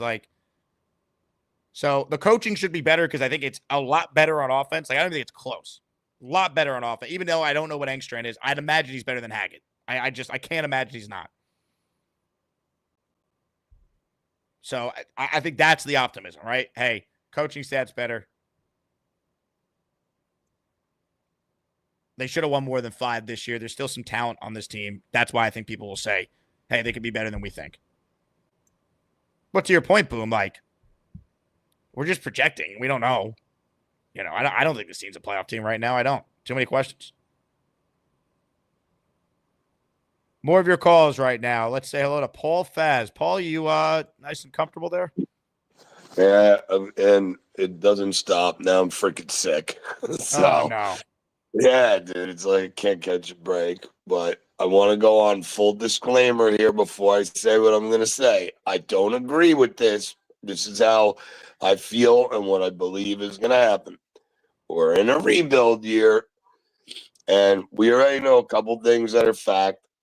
Aaron Glenn flat out said burst, speed, finish, and they also just constantly talk about how they're going to fit in with our team and our mentality of toughness and this, that, and the other. And they're just, I know you said it earlier and don't want to hear it, but we have to just wait and see because we have no choice because it's another rebuild year. And we have to, only time is unfortunately going to tell. And I'm even going to go on a limb here. And I know you're not going to like this one, but I really, with all of my heart, believe that Breece Hall is going to be gone before the season starts. I'm calling it out. Now, why would that make any sense to do that now, after the draft? What if they tag him? What do you mean? Franchise tag. Can't they tag him? He's under contract for a year. You wouldn't tag him now? Well, they could still get a draft pick for him if they wanted to trade him, no? Yeah, for 2026. Why would we now trade away our best player and then not tap into the draft that was loaded with good running backs to replace him? I still think they are. That's my quote. We'll see if it doesn't happen, then I'm wrong. But but what really has he done? That would be one of the dumbest things they could do. Paul. That's why I said it. Paul. So you think this organization has once again hired incompetent people running the show? That's what you're telling us. If you think Breece Hall is getting traded, it's all under suspect right now. We're not going to know. Why would they? But trading Breece Hall would prove their incompetence right now. I don't know. Where there's smoke, there's fire, and people. Yeah, but there's no smoke. The GM shut it down. Paul, I love you. I can't take that take. I'm not. Good Lord. If you're going to trade Breece Hall, the time to do it already passed. You only trade Breece Hall now if you suck at the trade deadline and you know there's no way you're bringing him back. Then you consider it. What the Giants should have done with Barkley, so they got something for him. You don't trade Breece Hall now, not after the draft, when you had a chance to replace him with stout running backs on day 2 or day 3. New England drafted Travion Henderson. You could have had him. If you were going to trade Breece Hall, which I was never on board with. So if they trade Breece Hall now post-draft for a pick in 2026, that shows me that you are an incompetent organization. And I don't believe Muji and Glenn are incompetent, and they're going to do that.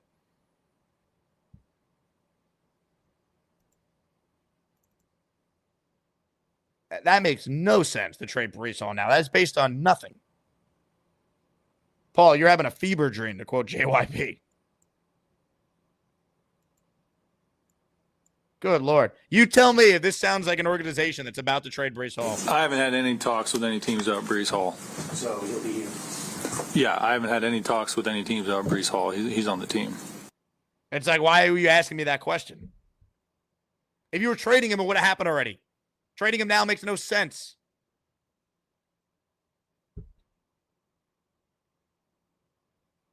More of your calls right now. Ladies and gentlemen, we got a legend on the line. He'll get us back on track. He won a prize earlier. He won a signed DeBrickashaw Ferguson helmet in our raffle at the top of the show. Go back and find out if you won a prize if you're tuning in late. Ladies and gentlemen, it's time. Oh, shit. What's up, Peter? Hey, Jake, how you doing? I'm doing okay. Some of these calls today have been just brutal. We're built for this shit. That's how it is. All right? That poor guy is sick. He doesn't feel good, so he's excused. We're not getting rid of Brees Hall. Now, getting to the draft, when it came to that receiver, Adrian Davis, Smith. Arian Smith. That was very upsetting. That upset my whole draft, I'll tell you the truth. And I'm going to tell you the reasons why. If you look at his injury history, the guy's always injured. He had a broken wrist from what? Dropping the ball? I mean, we got what's his name? Lazard, and now we have just what we need. He'll fit right in. It's perfect. He'll fit right in. And if you want to stretch the field, how about the guy that was returning kicks for us last year? He was like lightning. Send him down the field. You know, I don't know. I think he's a running back for what it's worth, but they brought him back. He'll be their kick returner, I think. The guy's got like 4.3 speed. Send him if that's what you get. If you can't catch the ball, what difference does it make? Yeah. I don't know. It didn't make much sense to me, but I agreed with everything that Kyle Clifton said. He was right on the money. I didn't get it. We could have got a nose tackle, and we should have gotten one. I like Membo and what's his name? Taylor. Who's the other guy? Oh, the defensive back is A.Z. Thomas. Yeah, well, you know why they're getting all these defensive backs, you know why, right? They watched the film of Sauce Gardner, and they're going to put some pressure on him this year. Well, I like it. You know, he'll bring some edge to that room. Like, this guy is like no nonsense, like physical corner. I think Sauce could learn some of that. That'll be good. I hope he can learn to be physical. That's part of football. You know, 100%. Sauce is very good in man coverage, but I think like that mentality that Smith adds to the room is the type of corner Aaron Glenn wants. You can see what they want, and you know I can understand them not taking Shador. I mean, who needs a circus? We just got rid of one. That's why it never made any sense. If Aaron Glenn's first move as coach is to say F you to Aaron Rodgers, you think he wants to bring in Deion Sanders' kid who already has all this hype and hoopla surrounding him to be a backup? Nah, it would have never worked. It would have never worked. They were better off going the direction they went. I still think they're going to be good. I think Justin Fields is going to be a changer, game changer. You love. I was hoping you'd win the Fields helmet instead of the DeBrickashaw helmet. It would have been perfect for you. I'll trade if the guy wants to trade. Who won the field? JYB won the Fields helmet. Ask him if he wants to trade. We'll swap. I think it's going to be a decent year. I don't think it's going to be a great year, but I think you're going to see progress if this coaching staff is what it's supposed to be. How quickly are you going to be out on this coaching staff like you were the previous coaching staff? 2 games. 2 games? Yeah. I'll give them 2 games. If I start seeing pre-snap penalties and stupid penalties and nobody getting disciplined, although he doesn't take – Glenn doesn't take no shit. He takes no shit whatsoever. If he don't like it, he says it, and that's a good thing. I agree. Especially with this team. But you got to win now. Like, it's not gonna go over well if they suck. I don't think they're going to suck. I think they're going to win. I think by the 4th and 5th game, they'll start getting better and better and better. That's what they should do. That's what Parcells' teams used to do. By the 3rd, 4th, 5th game, that you saw them getting better and better and better. So hopefully that happens. And anyway, we're built for this shit, Jake. We're built for it. I wish you were at the draft party. We missed you. I wish I was at the draft party too, but I'm in Florida. I'm still here. When does this vacation end, Peter? I mean, New York misses you. Thursday. I'm back. Thursday, Also, I'm back. You got your wish. Devin Williams is no longer our closer. Thank God. He stinks. He He does stink. stinks. And I'm going to tell you something. Boone, I can't stand him. I cannot stand him. You never liked Boone. He's the No, manager, well- though. He's not going anywhere. Look what he did in the World Series. Game 1, he brings in a pitcher that hasn't pitched in a month and a half. Right? I get He blew- it, but if you think that decision is just him, you haven't paid attention to how baseball's I know he's making the decisions for the Yankees. Cashman makes all the And decisions. see, it was a predetermined analytic move. Oh, we're going to have Nestor hasn't thrown in a month, face the lefties in the Dodgers lineup at the top. I mean, then what's so stupid is they used Hill later in the series in that exact scenario, and he got him out 1-2-3. So that would drive me crazy forever. That The other game was Game 3 when he took Holmes out in the 7th inning after he went 1-2-3, and he brought Canale, whatever his name was. He blew that game too, and then Judge blew the next game with the drop and all the stupidity that went on there. I mean, they took themselves right out of the World Series, but what are you going to do? Hopefully the Knicks stay tough. you're into the Knicks, Peter? We got you on the Knicks bandwagon now? I've always been a Knicks fan. I used to go down New York. Oh, no. Because you couldn't see them, in Westchester. They didn't broadcast the games. So I had to go down to New York and watch them. I used to go down every night. I love the Knicks. Willis Reed, Frazier, Barnett, DeBusschere, real teams. These guys they're not tough. They gotta be tougher than Knicks. They're soft under the boards. They were pretty tough yesterday, man. That was some real moxie to win that game, and the way they were calling that game with the physicality and still come out on top. Yeah, but that's one game, Jake. You got to be tough all the time. They just went into Detroit in a hostile environment and won 2 games in a playoff series. That's not nothing. Listen, you see things one way. I see things the other way. You also think Justin Fields is our answer long term. So hopefully the Jets, they see it the same way as you, and you guys are right. Well, obviously they see what I see because the way they set up. They're staying the way they are. If he has a good year this year, they're going to sign him up for 10 years, guaranteed. Or 4 years, 3 years. Yeah, 10 years. Not 10. I hope Justin Fields is our quarterback for 10 years, Peter. I do. I can guarantee you Justin Fields will be the next quarterback for at least the next 3 to 4 years. All right, Boomtown, save the tape. The Peter Castro guarantee. It's in the books. Weed, this is for you.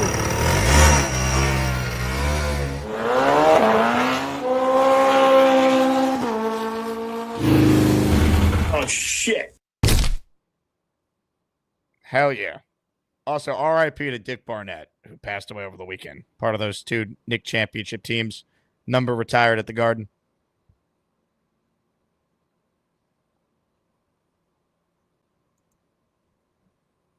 The Power writes in, A. Smith was an Angstrom pick, was a receivers coach. I mean, he might like him, but I don't think Tanner Angstrom's like, let's take him at pick 110. Any pick is Glenn and Muji. That's it. The coaches have input, sure. But, come on. More of your calls right now, ladies and gentlemen. Live looking at Mr. Bonesy. Bonesy? Wait. I'm with somebody. Come back to me though. We got to talk. Come back to me. Did they watch? Let's try to talk to Joe Bonesy. How is Joe Bonesy? Joe, how are you? I'm good. I'm just freaking going over his notes with him before he calls in. I love it. He's already defending the Aaron Glenn era. Wait, did you get the shirt I sent you to how- the Bonesy championship shirt? Did someone end up giving it to you at the draft party? Did Bonesy get it for you? I did not get it. No, I did not get it. I gotta find where. So I think Bonesy, he says he has it. Okay, yeah, because I bought an extra championship shirt for you to have because you deserve it. You were a big part of his campaign.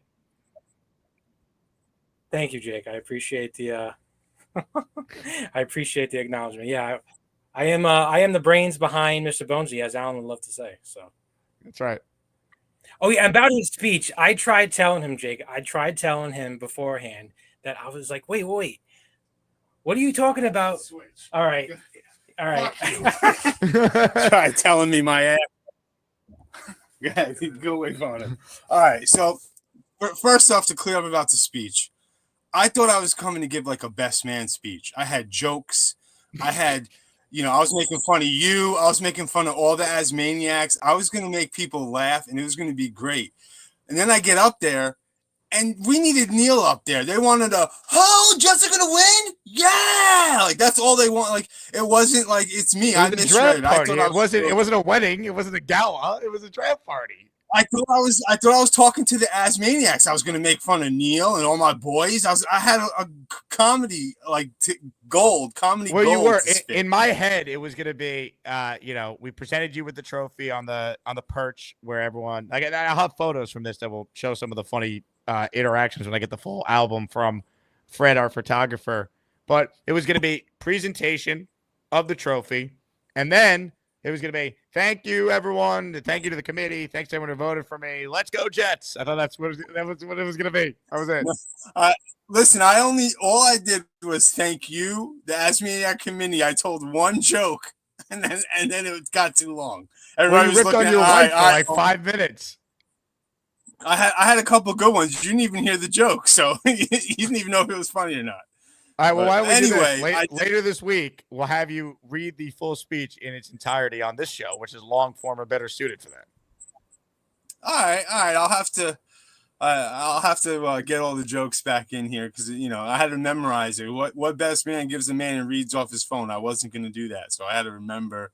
I was ready for like a comedian. I was ready to go. That's what everyone does. Right. They have they have the speech referenced on their phone, and then it's ready to go. Yeah. Yes, yeah, I wasn't even going to look at the phone, but anyway, to our Jets talk. Now, I am not defending Aaron Glenn, but what I will say is we really have to relax on all the slack we're giving these guys for day 3 picks. Forget the Jets. We could go through all the you can't keep comparing ourselves right now to the old Jets. Like, when did we ever hit on any day 3 wide receivers? It was like Jericho Cotchery, Jeremy Curley, maybe Chancey Stuckey. I don't know if you want to count him as a hit, but to us, he was okay. But we missed on Shaq Evans and Jalen Saunders and Chad Henson. We never could hit, right? But if you go to even let's say, for instance, the Eagles, right? Or the Ravens or the Chiefs. In the last 15 years on day 3 picks, you want to hear the Eagles wide receivers on day 3? You wouldn't even be able to know one of them in the last 10 years. Devontae, I just looked earlier.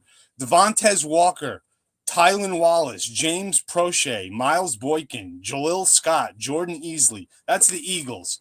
Then you got the Ravens. Aeneas Smith, Johnny Wilson, John Hightower, Mac Hollins. I guess he plays for Buffalo, so we know his name. Shelton Wilson, Josh Huff. We don't even know these guys. The Chiefs actually hit on Tyreek Hill how many years ago? He was a 5th-round pick. He was too short for the position, Mel Kiper said. Had bad hands, but he was the fastest man in the draft. And the Chiefs got him in the 5th round. That's a hit. But other than that, Cornell Powell, Trenton Smith, Jonnu Chesson, Demarcus Robinson, Chris Conley, Devon Wiley. Nobody hits on day 3, especially on wide receivers. It's you get your Amon St. Browns. You get lucky sometimes, but it is a crapshoot. So what they did is they drafted a guy who's not ready at all, but he was the fastest man in the draft, and he's got a good head on his shoulders. It's a dart throw. I think we're overreacting to it because day 3 wide receivers never hit. So that's not true. Sometimes they do. I know. But rarely. I just gave you 3 good franchises, and they haven't hit on one in 15 years besides Tyreek Hill. Yeah, but there's other examples. And those are legit. But they some of those franchises you mentioned found great value at other spots too, and that's kind of the point. Don't reach on a receiver in the 4th round. Take a defensive tackle there, right? That could be a plug and play starter for you. That's the argument for those who are so down on it. It's not just you went through the Eagles' recent day 3 picks. It's okay, well, Jacoby Myers was not a 1st or 2nd round pick, I don't believe. He's a pretty good wide receiver. Was 20th in receiving yards last year. Where was let's see, I'm just looking at who led the NFL in receiving yards last year, and going off of that. Where was Darnell Mooney drafted? Where was DK Metcalf was a second-round pick? Everyone's going to bring up Puka. That's too easy, but that's a great example. Where was Alec Pierce drafted? Where was Khalil Shakir drafted? Where was Josh Downs drafted? Where was, like, you know, you could find guys that were not first or second round picks, or they were late second round picks. And, you know, Stephon Diggs has been one of the better receivers in the league. He wasn't a first round guy. No, you're right. I'm just saying, though, it is more uncommon than common to hit on day 3 wide receivers, and he is the fastest guy in the draft. And when he comes into the NFL, he's going to be one of the fastest wide receivers in the NFL. So as bad as he is, at least when you know he's in the game, I agreed. But when he's in the game and he runs a fly route, you can't leave him in one-on-one coverage, you know, unless you're. And also, everyone also has to remember that Justin Fields is our quarterback. This man has never thrown for more than 2,500 yards. So, yes, if we want to have high hopes as Jet fans, he's going to have his best career year with us. I hope so.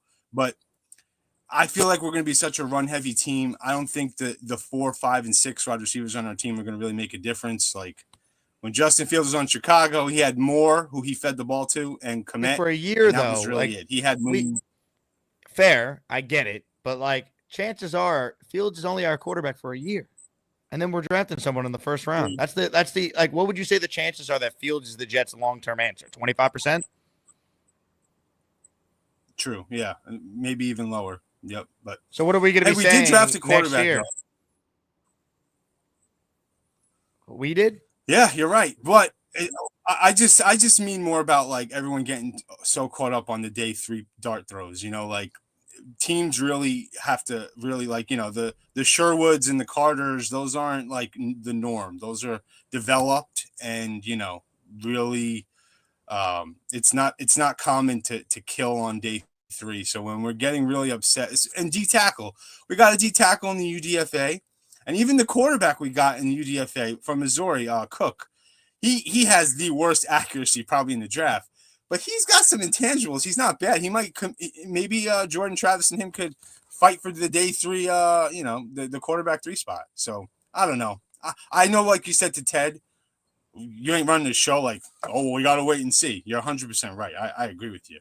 You nailed that. But I just feel like to go so crazy about Arian Smith, like, obviously they like the guy, and I'm not as crazy about it. I just don't want to blindly defend they used poor process with their day 3 picks. We obviously we don't know for sure, but I think it's a fair criticism on their process to some of these guys. Like, time will tell, and I'm not going to freak out about it. Once again, I'm at a B- grade. I think it's pretty fair because I like what they did the first two days. Kiper gave him a B. Connor Rogers gave him a B. Like, I like their draft. I think it was fine. But I'm also like, I also don't want to come on here and just blindly defend the Jets for everything. Their history is egregious at drafting players at that spot on the 3rd day of the draft. We reference Cotry and Coles because that's the last time they did it, and it's been forever. So, like, that's the whole point. It's like, you could be a fan of what they did for a lot of the draft and also say, yeah, probably not the best process they used on day 3. Hopefully it's better going forward. Yeah. Only time will tell, like you said. And, you know, when Glenn says stuff like he wants to find, like, see the it, even if he sees the it factor, like in 2023 film, or he's so big on film, he looks at himself and the coaching staff like, all right, well, we're the shit and we're going to coach him up. So we can only, since we're still in that, you know, grace period of we have no idea about these guys and, you know, how, if they win or lose games, how they coach, we know nothing. So it's so hard to really, it's their first draft, you know, but you know me, I'm not here just really just defending because, like, I'm all in on Glenn. I love the size of his cojones, and, you know, I love his. Was that in the speech too?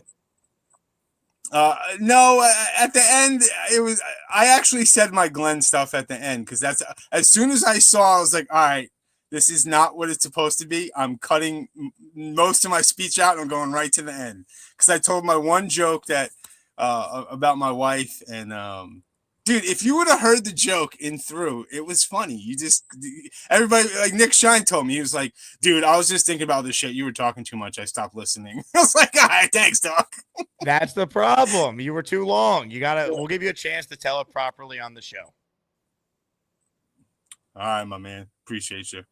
Ladies and gentlemen, Mr. Bonesy. You get the out.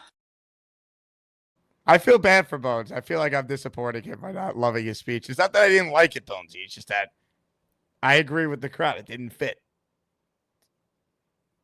The audio system in there is not built for like a big speech. It was there for like a quick announcement, screaming and yelling. It's not like we had like a audio technicians setting up the venue for me to do the show live from there. And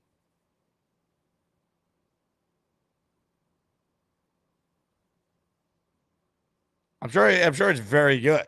And that's why we'll make sure it doesn't go to waste. We'll let Bonesy give the speech on the show.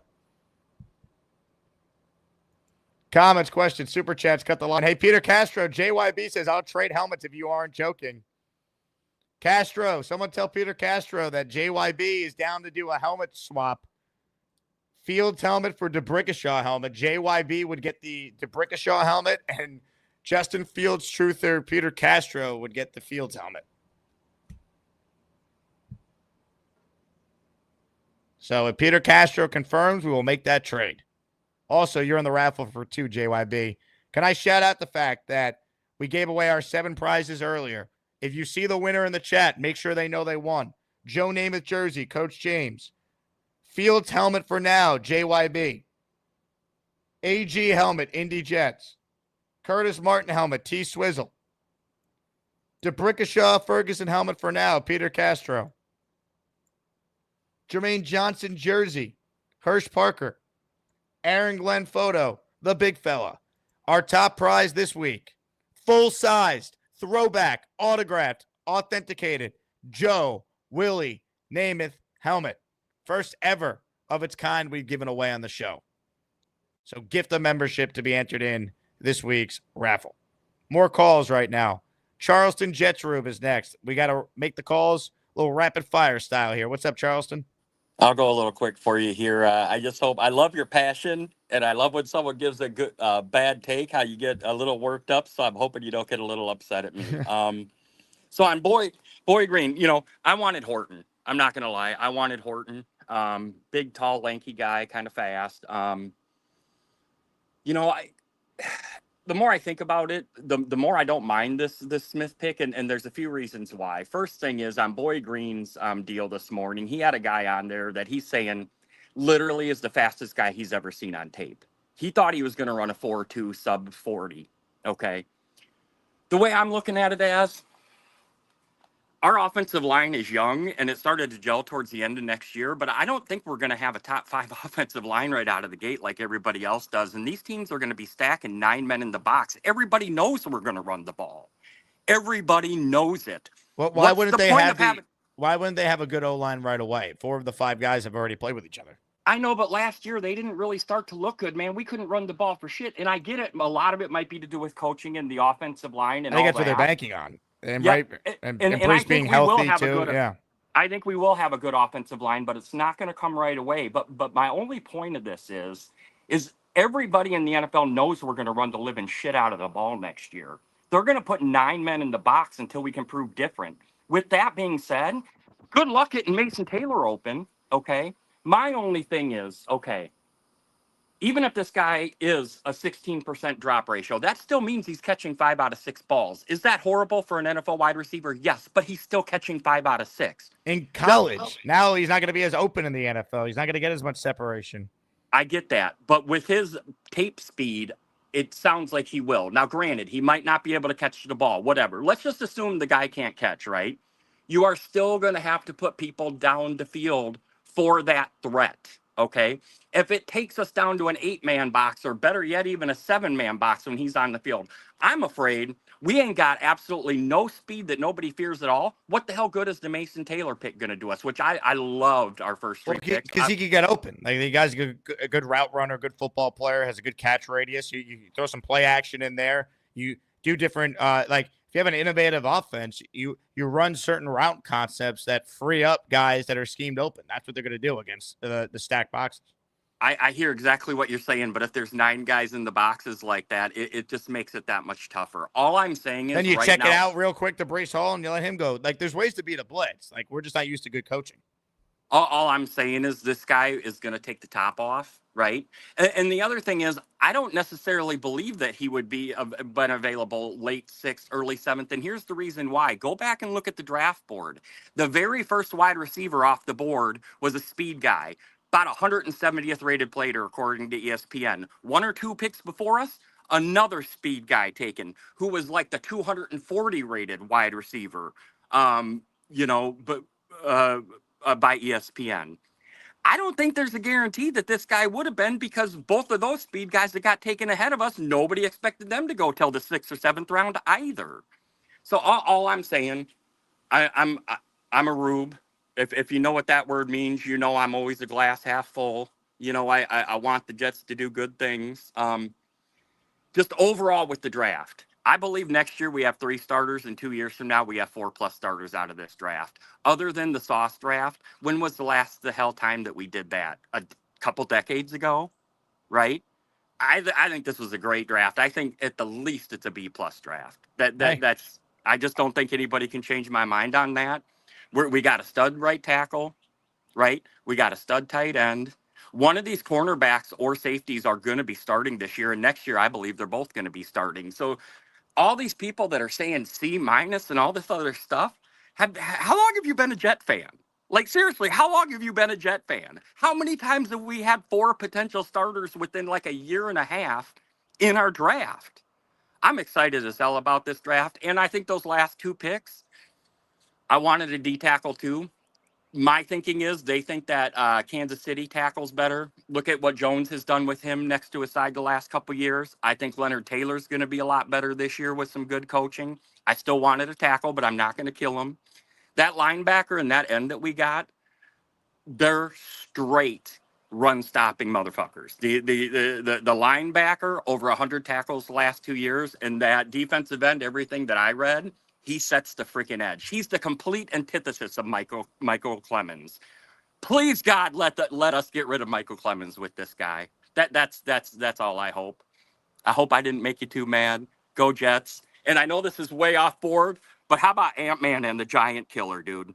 Taking out Booker and fucking KD last year, taking out Jokic last year, and now he's going to take out freaking Luka and LeBron. I'm telling you, since Kobe, he's the closest thing we've had since Michael Jordan, and he's only 23 motherfreaking years old. Love you, Jake. Talk to you soon. Charleston Jets root. Love the passion, man. Why are you a Timberwolves fan, though? Where's that come from? Jets, T-Wolves fan? We'll talk about a tortured life.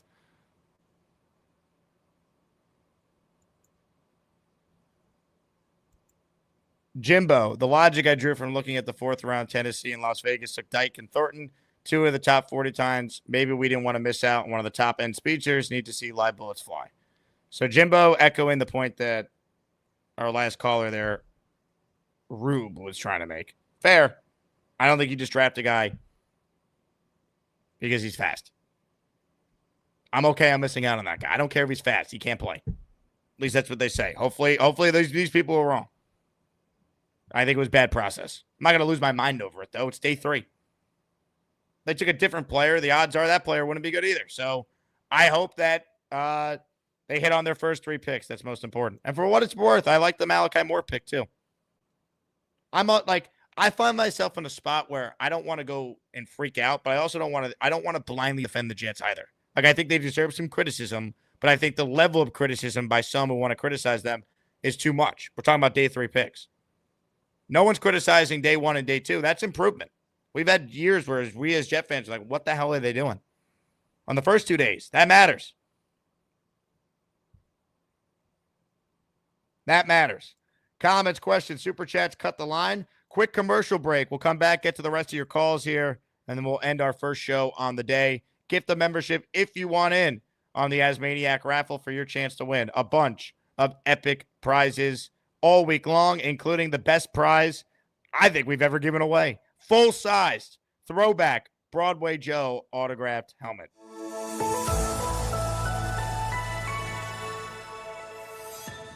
Andrew Fialco is on hold, so let's go to Andrew, who's up next. Hello, Andrew.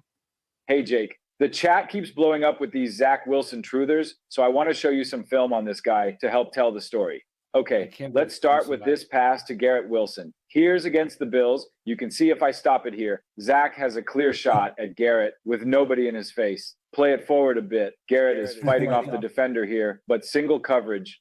Stopping here, you see how even a 6-year-old blind albino alligator could have thrown this in a better spot. Thank God, Garrett is a friggin' stud as he makes the catch, allowing Zach to celebrate like he helped the team win a Super Bowl. Here, Garrett tells the ref, "Hey ref, did you see how fucking horrible that throw was and I still caught it? Disgusting." One more film breakdown here as we see Zach returning from the sideline, unable to navigate himself with any success back to the huddle. Thankfully, his teammates were there to help him up off the ground, but unfortunately for Zach, they chose to not help him. Zach's ass had a large bruise that took a while to heal, although his mom's friend gave him some aloe to rub on the buttocks, and that helped a little.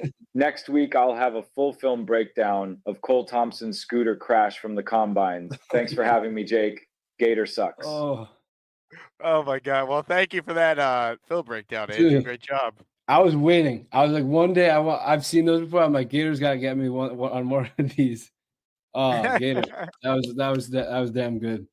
The only good thing that happened to me late tonight, early this morning, was making sweet, passionate love to my fiance. Joining us right now is a man who knows a thing or two about making sweet and passionate love to his fiance. Ladies and gentlemen, Boy Green, Esden Jr. Hello, Paul. Speaking of the sweet, passionate lovemaking, I'm outside a laundromat right now. I think we all know what I'm here for. Had to wash the sheets. If you catch me, that had to happen. Yes, after last night, it was phenomenal for those who are curious. Congrats on the sex. The sex was great. I might get in trouble with any more details, but that is true. Well, I'm happy for you. My tuchus, my cheeks are pressed firmly against this brick wall, and I can't say if my fiance didn't have the same thing happening to her last night. Yeah. Well, on that note, we'll let you go, Boy Green. Job well Jake, done. I love it, baby. Ladies and gentlemen, Boy Green, one of the greats. It looks like Boy Green is called back, so we'll go back to the Ghostbuster hotline and allow Boy Green to make more points.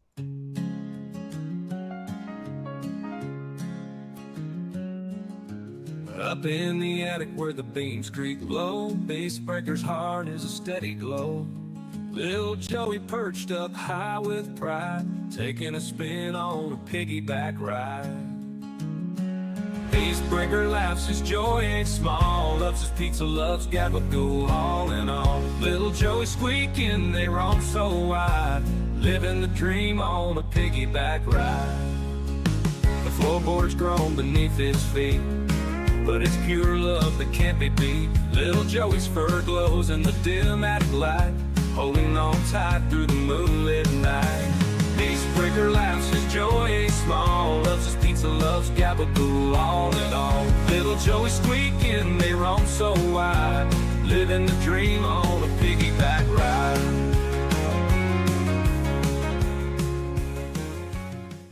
And we're back. Hit the like button if you're just tuning in. Jimbo, your super chat and all $10 super chats do count for 2 raffle entries. More of your calls right now. Hit the like button once again if you haven't. Subscribe to the channel if you haven't. That helps us continue to grow. Let's say hi and get the opinions on the Jets draft from Gas station pizza is better than a Big Mac. What's going on, Jake? Hey, Gary. Charleston, Jets fan, whatever. Charleston Jets, whatever. Jets, Timberwolves. That's rough. I'm not trying to have a pity contest. I'm a Jets, Mets, and a Nets fan. I don't think there's anyone who has it worse than me. There may be some people who have it as bad as me, but no one really has it worse. I'm 41 years old. I've never seen my team win, ever. Any of them, the 3. Like, I'm not trying to have a pity party, but like, I don't feel that bad. I was talking to this Cleveland Browns fan once, and he tries complaining to me like, bro, I'm a Jets fan. Right. Like, I'm in this with you. Like, I mean, don't try to make me feel bad for you. No, I think the thing is when you root for 2 teams from different cities, it's like, yeah, why? You know, like you're teams in his city. You know, he didn't have. But I'm saying teams. Like you're from New York, so you root for the New York teams. Like it makes sense. Like I root for only New York teams. I'd never root for a team that's not in the city I grew up in. But yeah, he's Jets Timberwolves, so it's like why? Like Australian Jet fan pick the Jets and the Washington Wizards. Why? You know? Oh, God. Oh man, that's brutal. Yeah. Oh, the Wizards are worse. The Wizards are worse than the Jets in their respective sport. The Wizards are a disaster. Yes. They've been a All right. disaster forever. Whose jersey is that, by the way? Josh Hart. Oh, nice. Okay. All right. I wanted to get Arian Smith. I don't. Okay, you think he went too early? Fine. This is a playmaker. To say that they only took him because he's fast is insincere.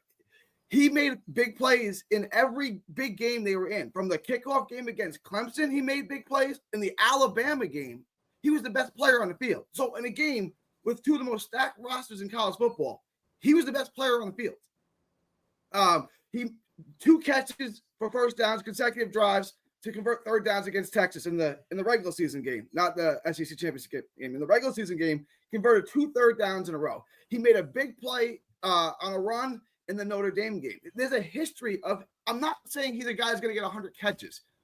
This is a guy that makes big plays, and he's done it over and over again in big games. Right? Notre Dame, Texas, Alabama, Clemson. I just gave you 4 of the best teams in college football. He made game-changing, game-impacting plays in all 4 of those games. He's not just fast. Like, yes, he is fast, but he made big plays. He's a tool that we can use. We got him in the 4th round. If you get a guy that's your gadget guy that can break a couple of plays throughout the season in the 4th round, that's not a bad pick. So you like it? Great. I like the pick a lot. Like, I wasn't awesome. on my radar. I don't understand. It's the statistics on his drops, right? That's what we're killing him on. The drop ratio. I mean, the entire scouting report as a whole is not very good. Okay, but I'm kind of with Ted. I don't think Ted articulated the point well. He makes big plays in big games. He changes the game. He's a guy that can take the top off. He's a guy that you have to account for in every single snap. Look, if he sucks, not just fast. I get it. If he sucks, he's another wasted 4th round pick by the Jets. So I'm not going to lose sleep over it. I've seen it many times. I expect nothing from this guy. If he ends up being good, I'd be pleasantly surprised. I'm much more focused on the first 2 days, and I think they did what they needed to do there. Yeah, I like everything except not taking a tackle and a running back. I don't know where you wanted to take them or who you want to take them over. I just think you needed to get a tackle and a running back in this draft class. They didn't do that. Where they took Barron, I would have taken a tackle. Where they took Moore, I would have taken a tackle. Where they took Smith, I would have taken a tackle. Any of those spots, tackle would have been appropriate. I thought you had to address that in the first 2 days. They didn't. And then I wanted a running back on day 3. I guess Braylon Allen is RB2. I don't know what they're doing there. Are they Davis? I guess they're just going. Obviously, they're just going with what they have, which didn't work last year. I mean, you can't fix every problem in the draft. I get that, but it's a running back heavy class. I'd have taken a running back.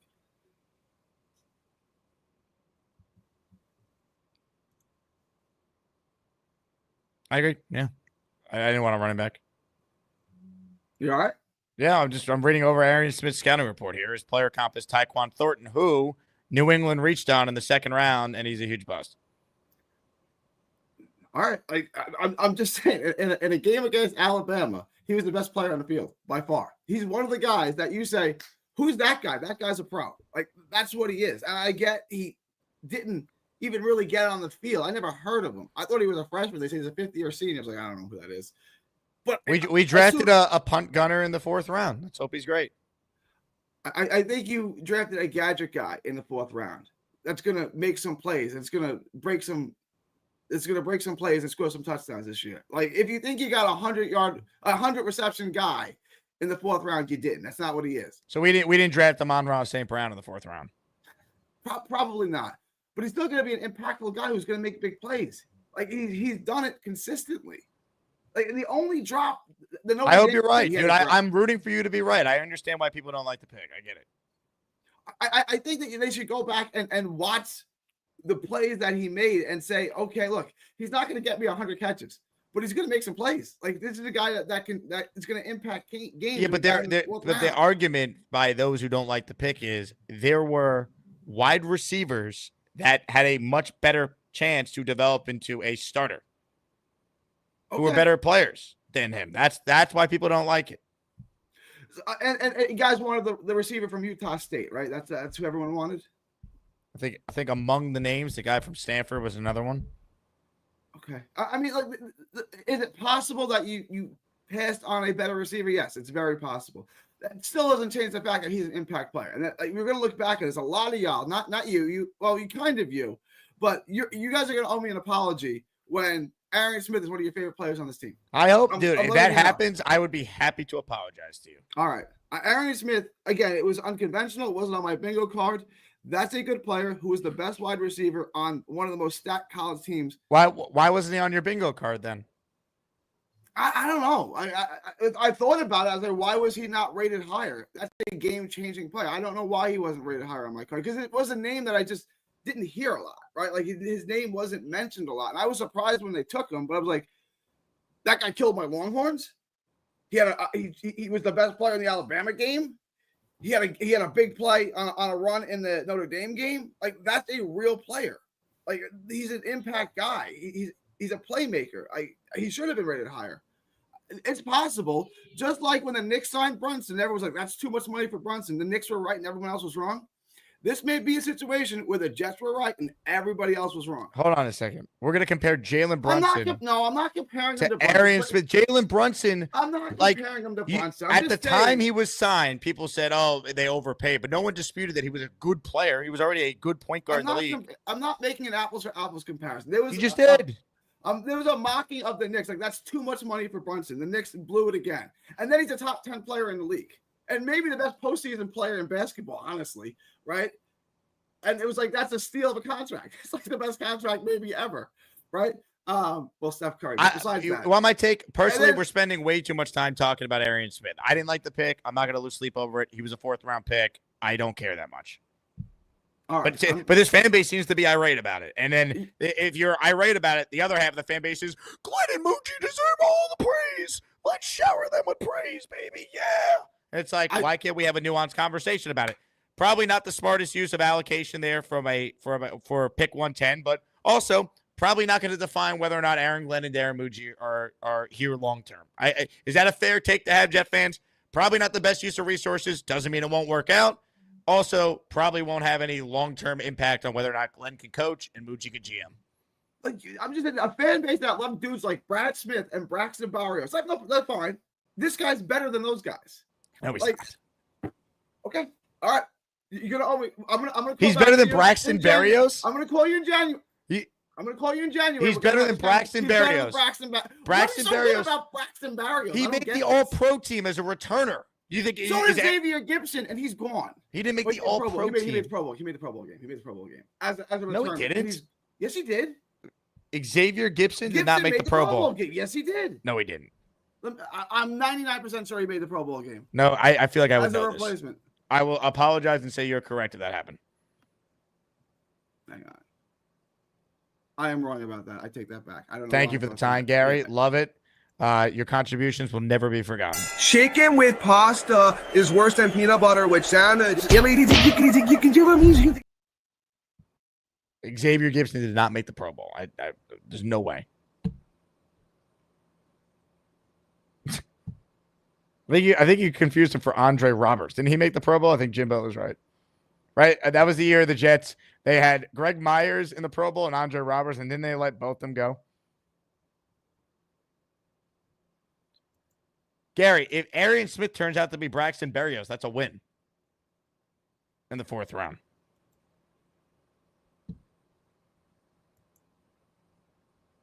Mr. Bisk with the super chat. Malachi Moore will start this year, can play nickel and safety. Started that nickel at Bama his freshman year. Guys battle tested, can fill gaps. I like that pick. No issue with that.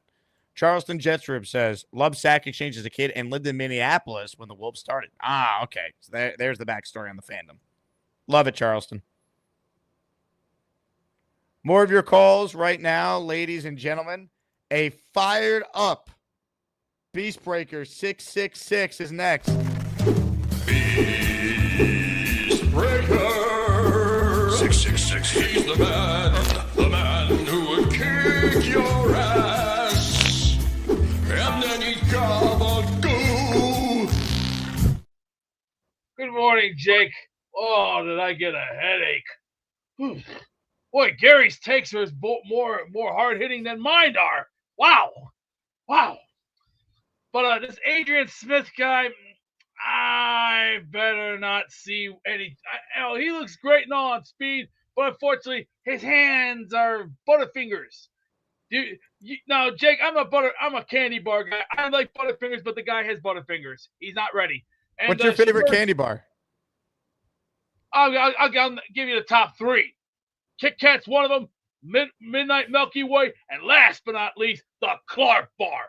To all you old folks out there, Clark bars are great, hands down. Now the Shadar Sanders, I seen his work.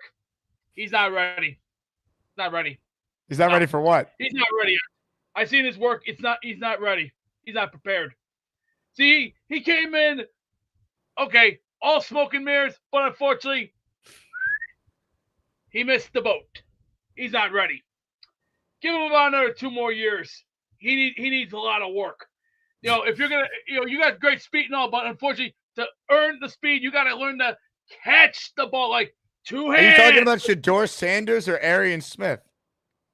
Shador Sanders first. I'm bringing him up first. Smith Well, is he's a okay. quarterback. I don't need him to catch the ball. I just need him to be able to take the snap and drop back for the Browns. He's not even a Jet. He's not ready. He doesn't look prepared. He's not ready. Okay. Half these guys I'm seeing, okay. What does that have to do with the Jets, though? No. Also, our draft picks are a B-. Okay. I'm sticking with my grade with that. The guy from Who did we ESPN, draft, Beast? Who did we draft? Remind me. was the first great draft pick. I fell in love with that draft pick, and I called that shot too. I don't know how I did it. It's just something from Jesus told me Membu was going to be our first draft pick, and I was like, oh my God! I'm like, God must have told me, sent the sign from the heavens above. I think you were the first person to predict Membu to the Jets. No one had it. Well, you know what God must have said? He must have sent the sign from the heavens above.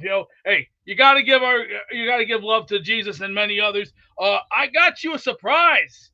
I'm going to be throwing you a bonus with that Yankee DVD. Oh yeah. I can't tell you. You'll just have to wait and see. But I'm going to make a suggestion that Monday Night Football, if we play the Steelers, we're just going to have to be quick, but we can't have butterfingers. You have butterfingers, you're gonna be shit on a stick, and we're not gonna. And Aaron Glenn's not gonna accept that. No, we're gonna play smart. We're gonna play smart football. We're gonna run the ball a lot. We're gonna run the shit out of it, but we're not gonna do so much the passing, just the running. Mix it all up. 60-40. That's what I want to see. If you want to win games, you got to get off your ass and do it. And Mr. Curley, I'm not gonna yell and scream today because I'm feeling great about myself today. Because I'm in a good mood today. It's going to be 81 degrees. I'm going to go outside and have a little move around time. It's a beautiful day in the neighborhood today. Yeah, positivity is the best part. Negativity doesn't make you a man. But I'm going to tell you this. I think we're going to be just fine. 13-4. We're going to do fine. We're going to be great. We just got to learn to use positivity, not negativity. Mr. Castro, I know 2 things. 1, I got all the wrestling memorabilia, and number 2, I got all the video games I can use for football. That's why I learned from the best, little fella. Thank you. Now, Harry, get on your bike and do that one part. Oh shit! Boink! That's the best video I like. I love his video and his takes. Peter's funny. I like the guy. Can't take nothing away from him. He's got positivity and he's got brains, but his bike parts, especially when he's on the bike, going, oh shit! Doink! You're allergic to Butterfingers? Oh, come on. Seriously, I'm not going to hear that. Butterfingers are delicious, but got to be careful on candy bars nowadays. Got to be really careful. But I'm not going to stay on too long here because I want you to get going. I want to get going as well. But hey, Jake, I'm gonna send your stuff out on Friday, and you have a great day. And God bless you, kid. Right now, we're getting some gabagool. If you really want some gabagool, you gotta come get the gabagool. Catch you later. Tremendous call from the Beast there. Love it. Gary says Gibson was chosen as an alternate to the Pro Bowl. That's not a Pro Bowler. Especially as like a special teamer. You know what I mean? If Arian Smith ends up to be Gibson or Braxton Berrios, that's a win. I mean, that's what we're talking about here. That's how big of a reach it was thought to be. I'm not losing sleep over it, though. I'll be okay. Promise. Philly Noodles is next. We've got a couple calls left. Please make the points quick because we're approaching a 2.5-hour show here. What's up, Philly? All right. What's up, bro? Couple of points. Real quick to touch on you guys with the Arian Smith thing. If we're going to compare that situation, they took that undrafted free agent who's 5'8". What position he's going to play? Obviously, punt, kick returner.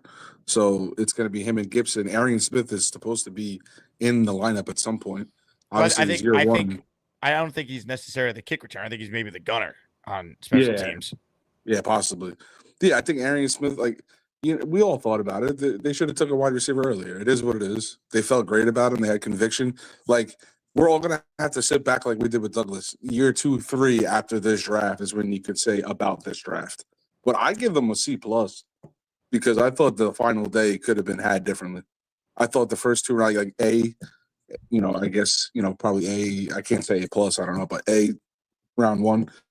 2, I give a B+. And day 3, I give a straight C. I don't know. I thought if you wanted a linebacker, for God's sakes, there was a few of them available still sitting there around, in round 2, round 3. So, I mean, whatever. It is what it is. You don't want – so, for me, if you want my honest opinion, Jake, and this I'll leave you with, I don't think they wanted to grab anybody that was going to overtake a position that was already had on the roster, right? You just paid Jamian. You're not going to go grab a top linebacker. You just grabbed this guy, so you're not going to go get a top this. You just paid that guy, right? So, to me, it was like they know what they got. They filled the room with dudes that they think will contribute to what they want in particular. So, fine. But all the extra safeties for the UFDAs is kind of weird as well. But I don't know. I say C+. Fair. I think. Yeah. I like it. Philly, appreciate it. I think B's fair, C+. The grades really matter. The process needs to matter. I think I had good process on day 1 and day 2. I think they reached on some guys on day 3. Hopefully they know more than the consensus. Because, the Jets are just masters of drafting. So we should definitely bank on their history to get it right. Michael says, let's quit making our biggest news in April and making it in January. I'm not getting any younger. Well, that's the plan, Michael, but we can't fast forward to January until we get through the draft and talk about what just happened.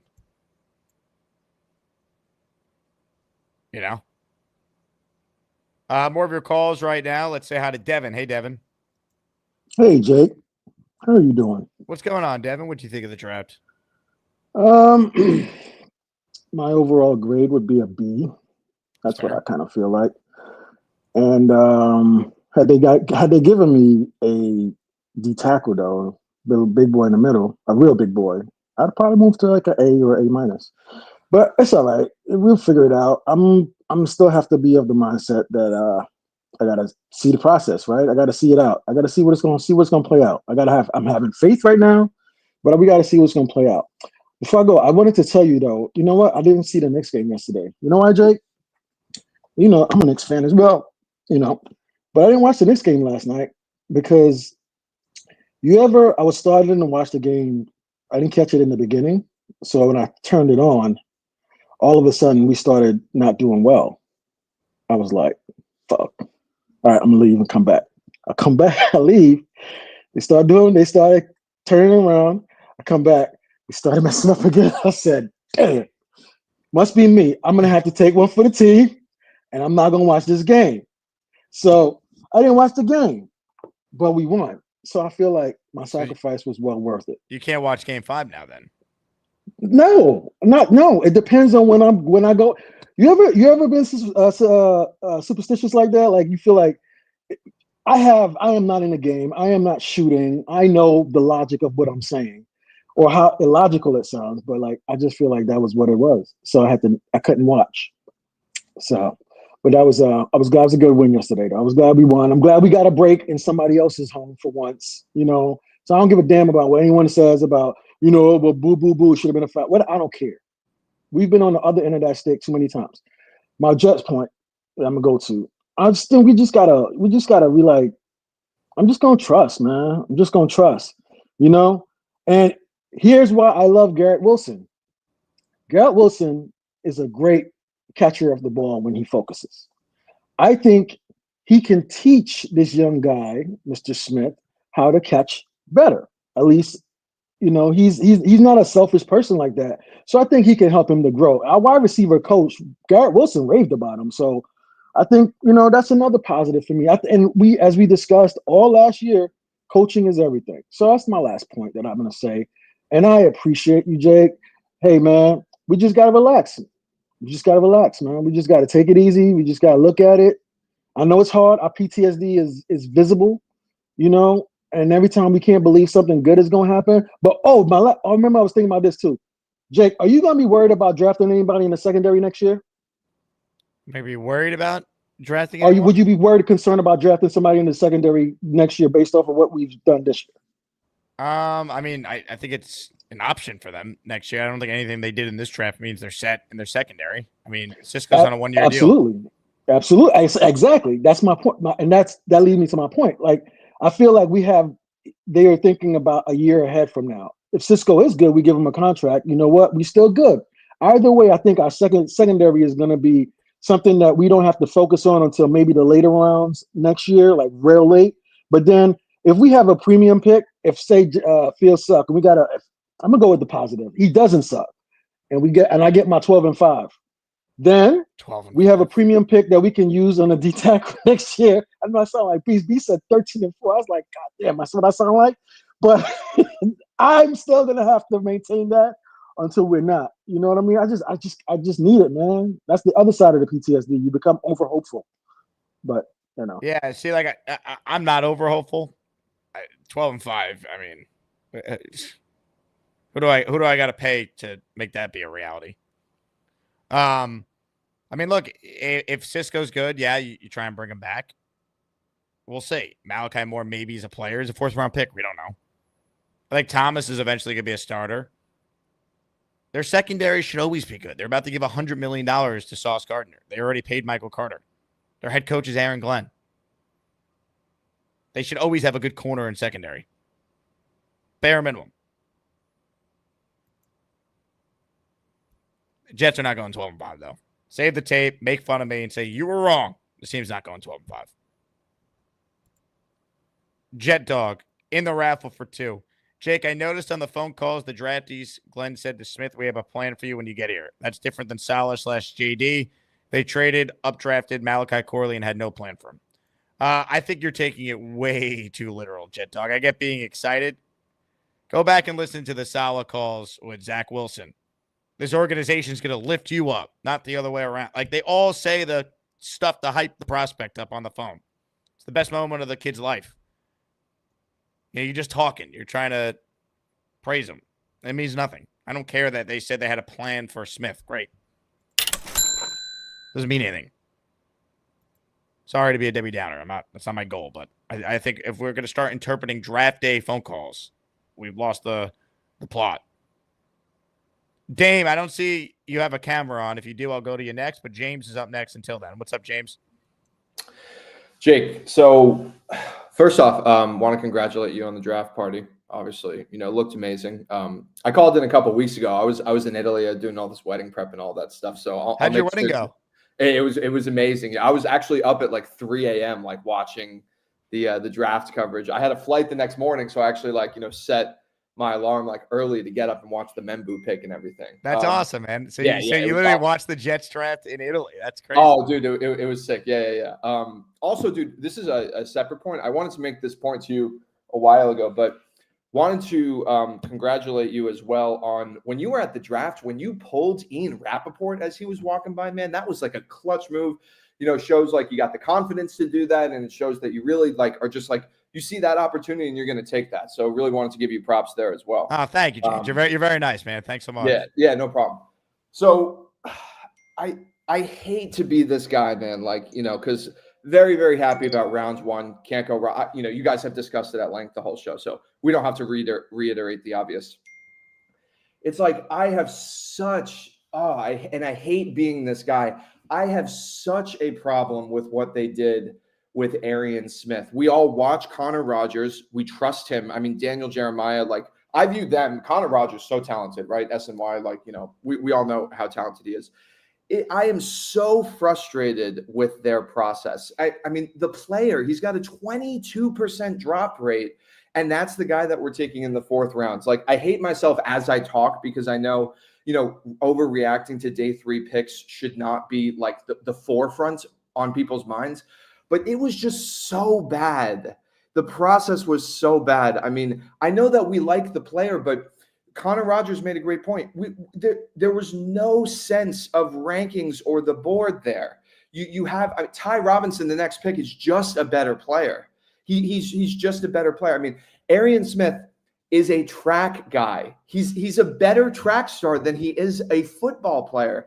I'm just sorry. I didn't know the prospect as well, right? When I saw the pick, I was like, oh yeah, I saw reports that we had met with him and that we like him.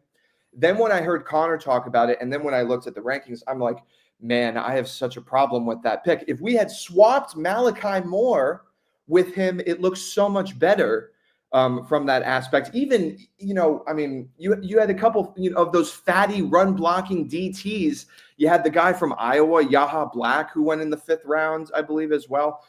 Even CJ West from Indiana at that point. I hate that pick.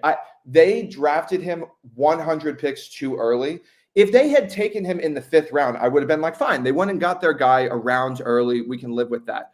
The 4th round for this team, I mean, Jalen Saunders, all these guys that we think about. I mean, I am concerned. Like I'm not going to criticize anything they did the first 3 rounds. The guys fall, right? We sat there and I thought the process was great. The process with Arian Smith makes me concerned for the future. And I hate myself as I say it because I know it sounds like an overreaction. But man, I am upset. Like I am very upset. This guy, the best he will do is get bubble screens and short drags across the field. And that's about it. Are you going to trust him when Justin Fields throws a 50-yard bomb down the field in the MetLife wind on the MetLife turf against an NFL corner? He's either going to drop it, or the sunlight's going to get in his eyes, or he's going to trip or something like that. One of the things at the Senior Bowl, and I'm ranting here, one of the things at the Senior Bowl that the guys on PFF were saying was that he was constantly tripping on the field, Arian Smith. So I'm sorry, man. I hate the thinking behind that pick. So sorry for the rant, but I love the passion, man. I mean, I'll calm you down by saying it's a 4th round pick, and if it doesn't work out, it's not going to ultimately define Glenn and Muji. I hope their process is better next year and they get their own scouts in place, right? I mean, I'm expecting a major front office overhaul now post-draft, so we'll see. And if he turns out to be pretty good, then that shows you a lot about this coaching staff. So then they will have earned a lot of your trust and faith. So we'll see. I think everything you're saying is fair. I'm just not going to be as animated and upset as you are because in the grand scheme of things, it's a 4th round pick. It's way more important for them to hit on 7, 42, and 73, which you said yourself you like. So I think that matters. Exactly. Thanks, Jake. Thanks for your time. Have a great day, man. All right. Appreciate it. James, you got it, man. I got to meet you in person, man. We got to get you to our next event. A newly married man. James checking in. Got married in Italy. See, there's some people in the chat are giving James a hard time. Shut up. If you're giving James a hard time. Guy's a diehard Jet fan. He cares. Guy's waking up at 3 a.m. after his wedding to go watch us take a right tackle at pick 7. All right. Shut up. If you're giving him a hard time. He has every right to his opinion. He's not wrong. I just want to calm down a little bit because I don't think it's as catastrophic. This is not, Joe Douglas neglecting to get a backup after Aaron Rodgers got hurt on the 4th play of the season. This is not, allowing Greg Zuerlein to ruin any chance of 2024 becoming something. All right, we can take a breath. What's up, Dame? I see you figured out the camera. He's up next. Hey, Dame. Hey, what's going on, Jake? You can hear me? Yes, sir. So I'm one of the people that always catch your show after it's live. But it's 98% of the audience, man. I appreciate you. Yeah, so I don't know if you saw it, but during the draft, I came in for a little bit. I wanted Dante Thornton, but he got drafted a little bit before. Yeah, you had the super chat like right before he got picked, right? Yeah. So with the Arian Smith thing, I understand why everybody's upset, and I don't particularly love the pick either. But I'm just confused on why it's just such a big thing, just because at that point, I feel like we're just banking on the traits. Like Yeah. the reason why I wanted Dante Thornton is because I feel like for this offense, we're gonna go ground and pound. We already got this tight end that's gonna be really, really good. In my opinion, he was one of my favorite tight ends. We have the old line secured up. We got Justin Fields, all these running backs. What we don't have is a big body. Well, we have some big body receivers, but what I was looking for in this draft were to either, if we were gonna go wide receiver early, we get like a Ted McMillan or the kid from Iowa State, a big body receiver, because I feel like it could help the offense. Or if we were gonna go with somebody later, I just wanted someone that could stretch the field. So I feel like Arian Smith, the fact that he provides that, I really like that, and I feel like he does have a potential. But then, can you hear me? Yep, I got you loud and clear. Oh. But at the same time, I feel like we just need to give him a break, because even on social media, I see everybody in his comments saying, "Oh, you're gonna drop the ball." It's like we just putting bad juju on this kid before he even gets started. Like, give him a chance to learn. Is a 4th rounder. It doesn't matter anyway. I feel like we realistically left this draft with 4 starters. That safety is gonna be really good. The tight end, the O tackle, and I really like the corner that we got too as well. So I'm not mad at the draft. I give it a B+. Fair, totally fair. And yeah, anyway, I mean, come on, man. Anyone that's in Arian Smith's mentions on his Instagram post where, kid living out a lifelong dream, got drafted by an NFL franchise and saying, "Oh, you're going to drop the ball." Like, why do we have to be an asshole to people that we don't know? Like, come on. Yeah, just let the kid learn. I have high hopes. I like what he brings to the offense. I feel like ultimately just that fear factor of his speed, that's going to open up the field for a lot of things.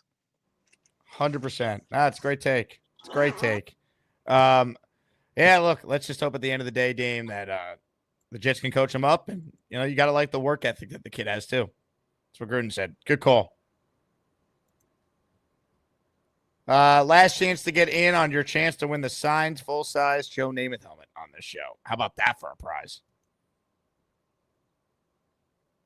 Ladies and gentlemen, Yeti is on the line. Hello, Yeti. Hey, Jake. How are you doing, brother? Doing What's good, going too? on, man? Yes, sir. Hell yeah, after that win last night, right? Was it a fumble? Was it a fumble? Was it a fumble? What do you mean? Was it a foul? I said, was it a foul? Yeah. Sorry. Oh, yeah. No, I think it was definitely a foul, but the way they called the game, you couldn't call that there because they were letting them play. Yeah. And I get it. Yeah, totally. But okay, I'm gonna keep it real quick. Veteran draft grade here. I'm gonna go with I'm gonna give it like a B, maybe a B minus. I was kind of on a C+ trader initially, but I'm moving up a little bit. I'm happy with. We got 2 starters. We got 2 other guys that could potentially start, and we got a gunner. So it's not a shitty draft. It's really not horrible. It's not bad. People are beating it up, talking about a lot of this and that, but I don't get into too much specifics with all those details. But I'm happy with the draft. I'm really happy with Membo. I'm happy with Taylor. I think Moore will definitely play, and maybe Taylor will get on the field too. I mean, he's tall, so I like the tall corners playing off of each other. And we'll see how he plans out. But I don't know. That's it, man. I just want to keep it real quick, in and out. That is it. You won't see me for another month. Later.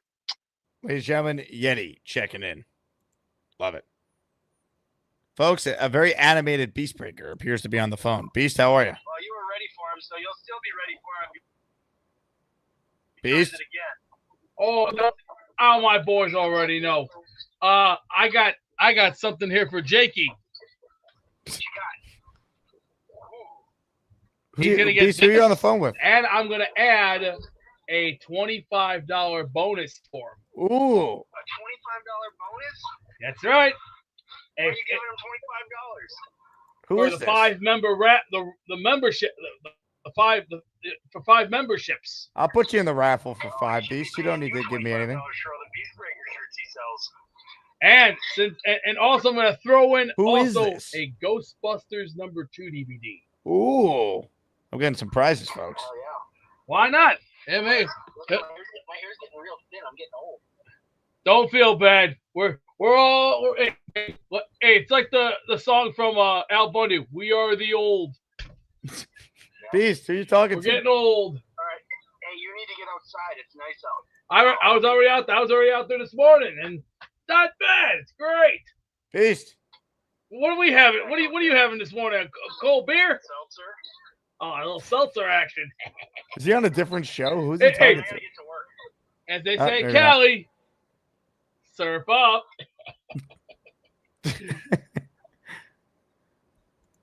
What's up, Beast? Hello there, boys. Give me a second here, please. Sure. A second, please. Who are you on the phone with? I was just checking some stuff out, some business stuff. It Just sounds checking like some business is stuff, you know, booming. news. Just news department. Oh, the news department, sure. Yeah, a little bit. I'm not worried about all that. I just look at the stocks and see whatever's going on in the sports department. But Who are you on the phone those with? Knicks gave just a little business arrangement. But did we do a good job on the Pistons? Boom! Were you on a different show? Crack! That's called big. No. Just businessal stuff. Like, very businessal. Like, come on. I have on my phone here, right there, the news department for news. I also got FedEx on my phone. I got Prices Right on my phone. I got Monopoly on my phone. I got Pool on my phone. I play everything on my phone. You know why? It keeps me entertained. It's fun. The entertainment on this phone, you can do hundreds of things on that damn thing that'll blow a person's mind from top to bottom. It's like climbing a ladder of success. For example, I could do 100 things on this thing, but you know what? I'm having fun, feeling good, feeling great. Body's not so, sore after a couple of days, but you know what? Let's enjoy that day. Let's get. You know what? I feel like doing something right now, Cole. You know what? How about we do a Garrett Wilson or maybe You should be Arian Smith, Beast. Run the 40 like Arian Smith. Oh, a little smart. How about a little drawback? Drawback line here, draw back. Ready? Get down, blue. Blue, 53. 53. Get ready, set, 318. Moving on, set.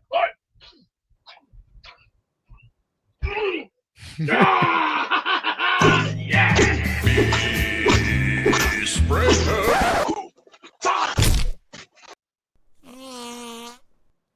Man. What a tremendous call. I got a surprise at the end of our show with a brand new Beast Breaker theme song. Before that, we have reached our last caller.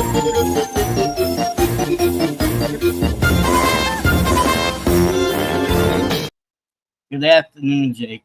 Good afternoon, Isn't Bob. Beast a very entertaining person? He's very entertaining. Absolutely. I give the Jets a B plus. That's what I give them. B plus? Yeah. We go B plus. I'll take a B plus. Yeah, I think so too. I don't know about the Giants. I don't know what. But the Jets, the B plus. I give it to them. Maybe they reached on a few picks, like you guys said. So but maybe things happen in OTAs and things like that. Surprise nuggets come out, right? So Nuggets do come out. That's correct. And our Knicks are going to win tomorrow. Finish up the Detroit Pistons. Let's hope. You go into the game tomorrow, I hope, right? That's the plan, baby. That'd be great. You got good seats. And me and Michael are in for that game. You going now? You going to spend the money? Yes, I am. I don't believe you, so we're going to have to prove it. Well, I could ask my where I get my haircut place. I get my haircut. No. Desiree gives me my haircut. Okay. Okay. Her owner is a Yankee fan. So maybe they would like to come down and they could drive us down to the game. Yes. Well, when I post the link for Patreon users, Discord users to be able to purchase their ticket, make sure they buy tickets. Yeah, I will. Spots are going to be limited. I'll talk to them. I'll call them. They were off today. They close on Monday. So tomorrow I call them and find out if Joy wants to come with her husband in that game. And it's 120, right? I'm sure there's nothing they'd love to do than drive you all the way down from Vermont to the Bronx. Oh, me and Michael. Yeah, they love us. Me and Michael. Do they love you for 4 hours in a car, though? That's the question. Yeah, they will love us. Trust me. We already asked them to say yes. Before. We have to All right. pick a game, they said. So it's Sunday at 1:30 against who again? The Sacramento A's. Oh, right, because they don't have their Tom A says you could always hitchhike on your way down. No, that's not a good idea. If not, we'll just take the train I'll see. into New York. Yeah. All right, Jake. That's all I have to say. Everybody have a great day. I'm going outside to get my fat ass for walk soon. You gotta go. You gotta move and groove a little bit. You know. Move and groove, yes, baby. It's a beautiful day today. It's like 70 degrees out here. You have a good day, right, Bob? Okay, you too. Have a great day. All right. Okay, bye. Bobby Midnight says he's gonna come to the Yankee meetup. I have my doubts. I'm not being sucked in again. You know how the draft party went. So I'll believe it when I see it. I will believe it when I see it. Ladies and gentlemen, that is a show. Thank you all for your support. Congrats to our 7 raffle winners. Coach James, JYB, Indy Jets, T Swizzle, Peter Castro, Hirsch Parker, and Big Fella. I've been in touch with 5 of the 7 winners already. Coach James and Hirsch Parker are the only 2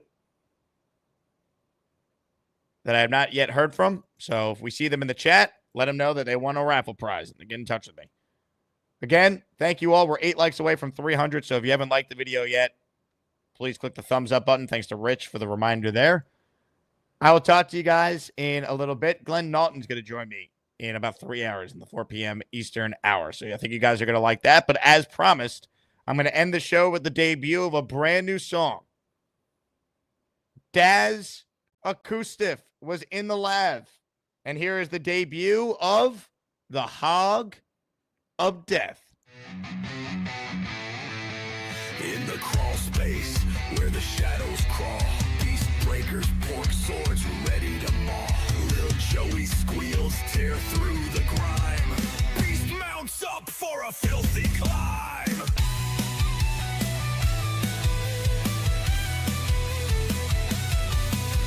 Grease slick hands and gabagool breath. Beast rides high on the hog of death. Little Joey's bucking can't break the tide. Thrashing and bashing on a piggyback ride. Splinters bite and the beams collapse. Joey's back arching under beast grasp.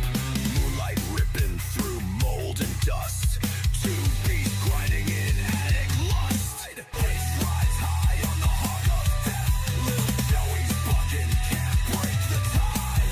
Thrashing and bashing on a piggyback ride.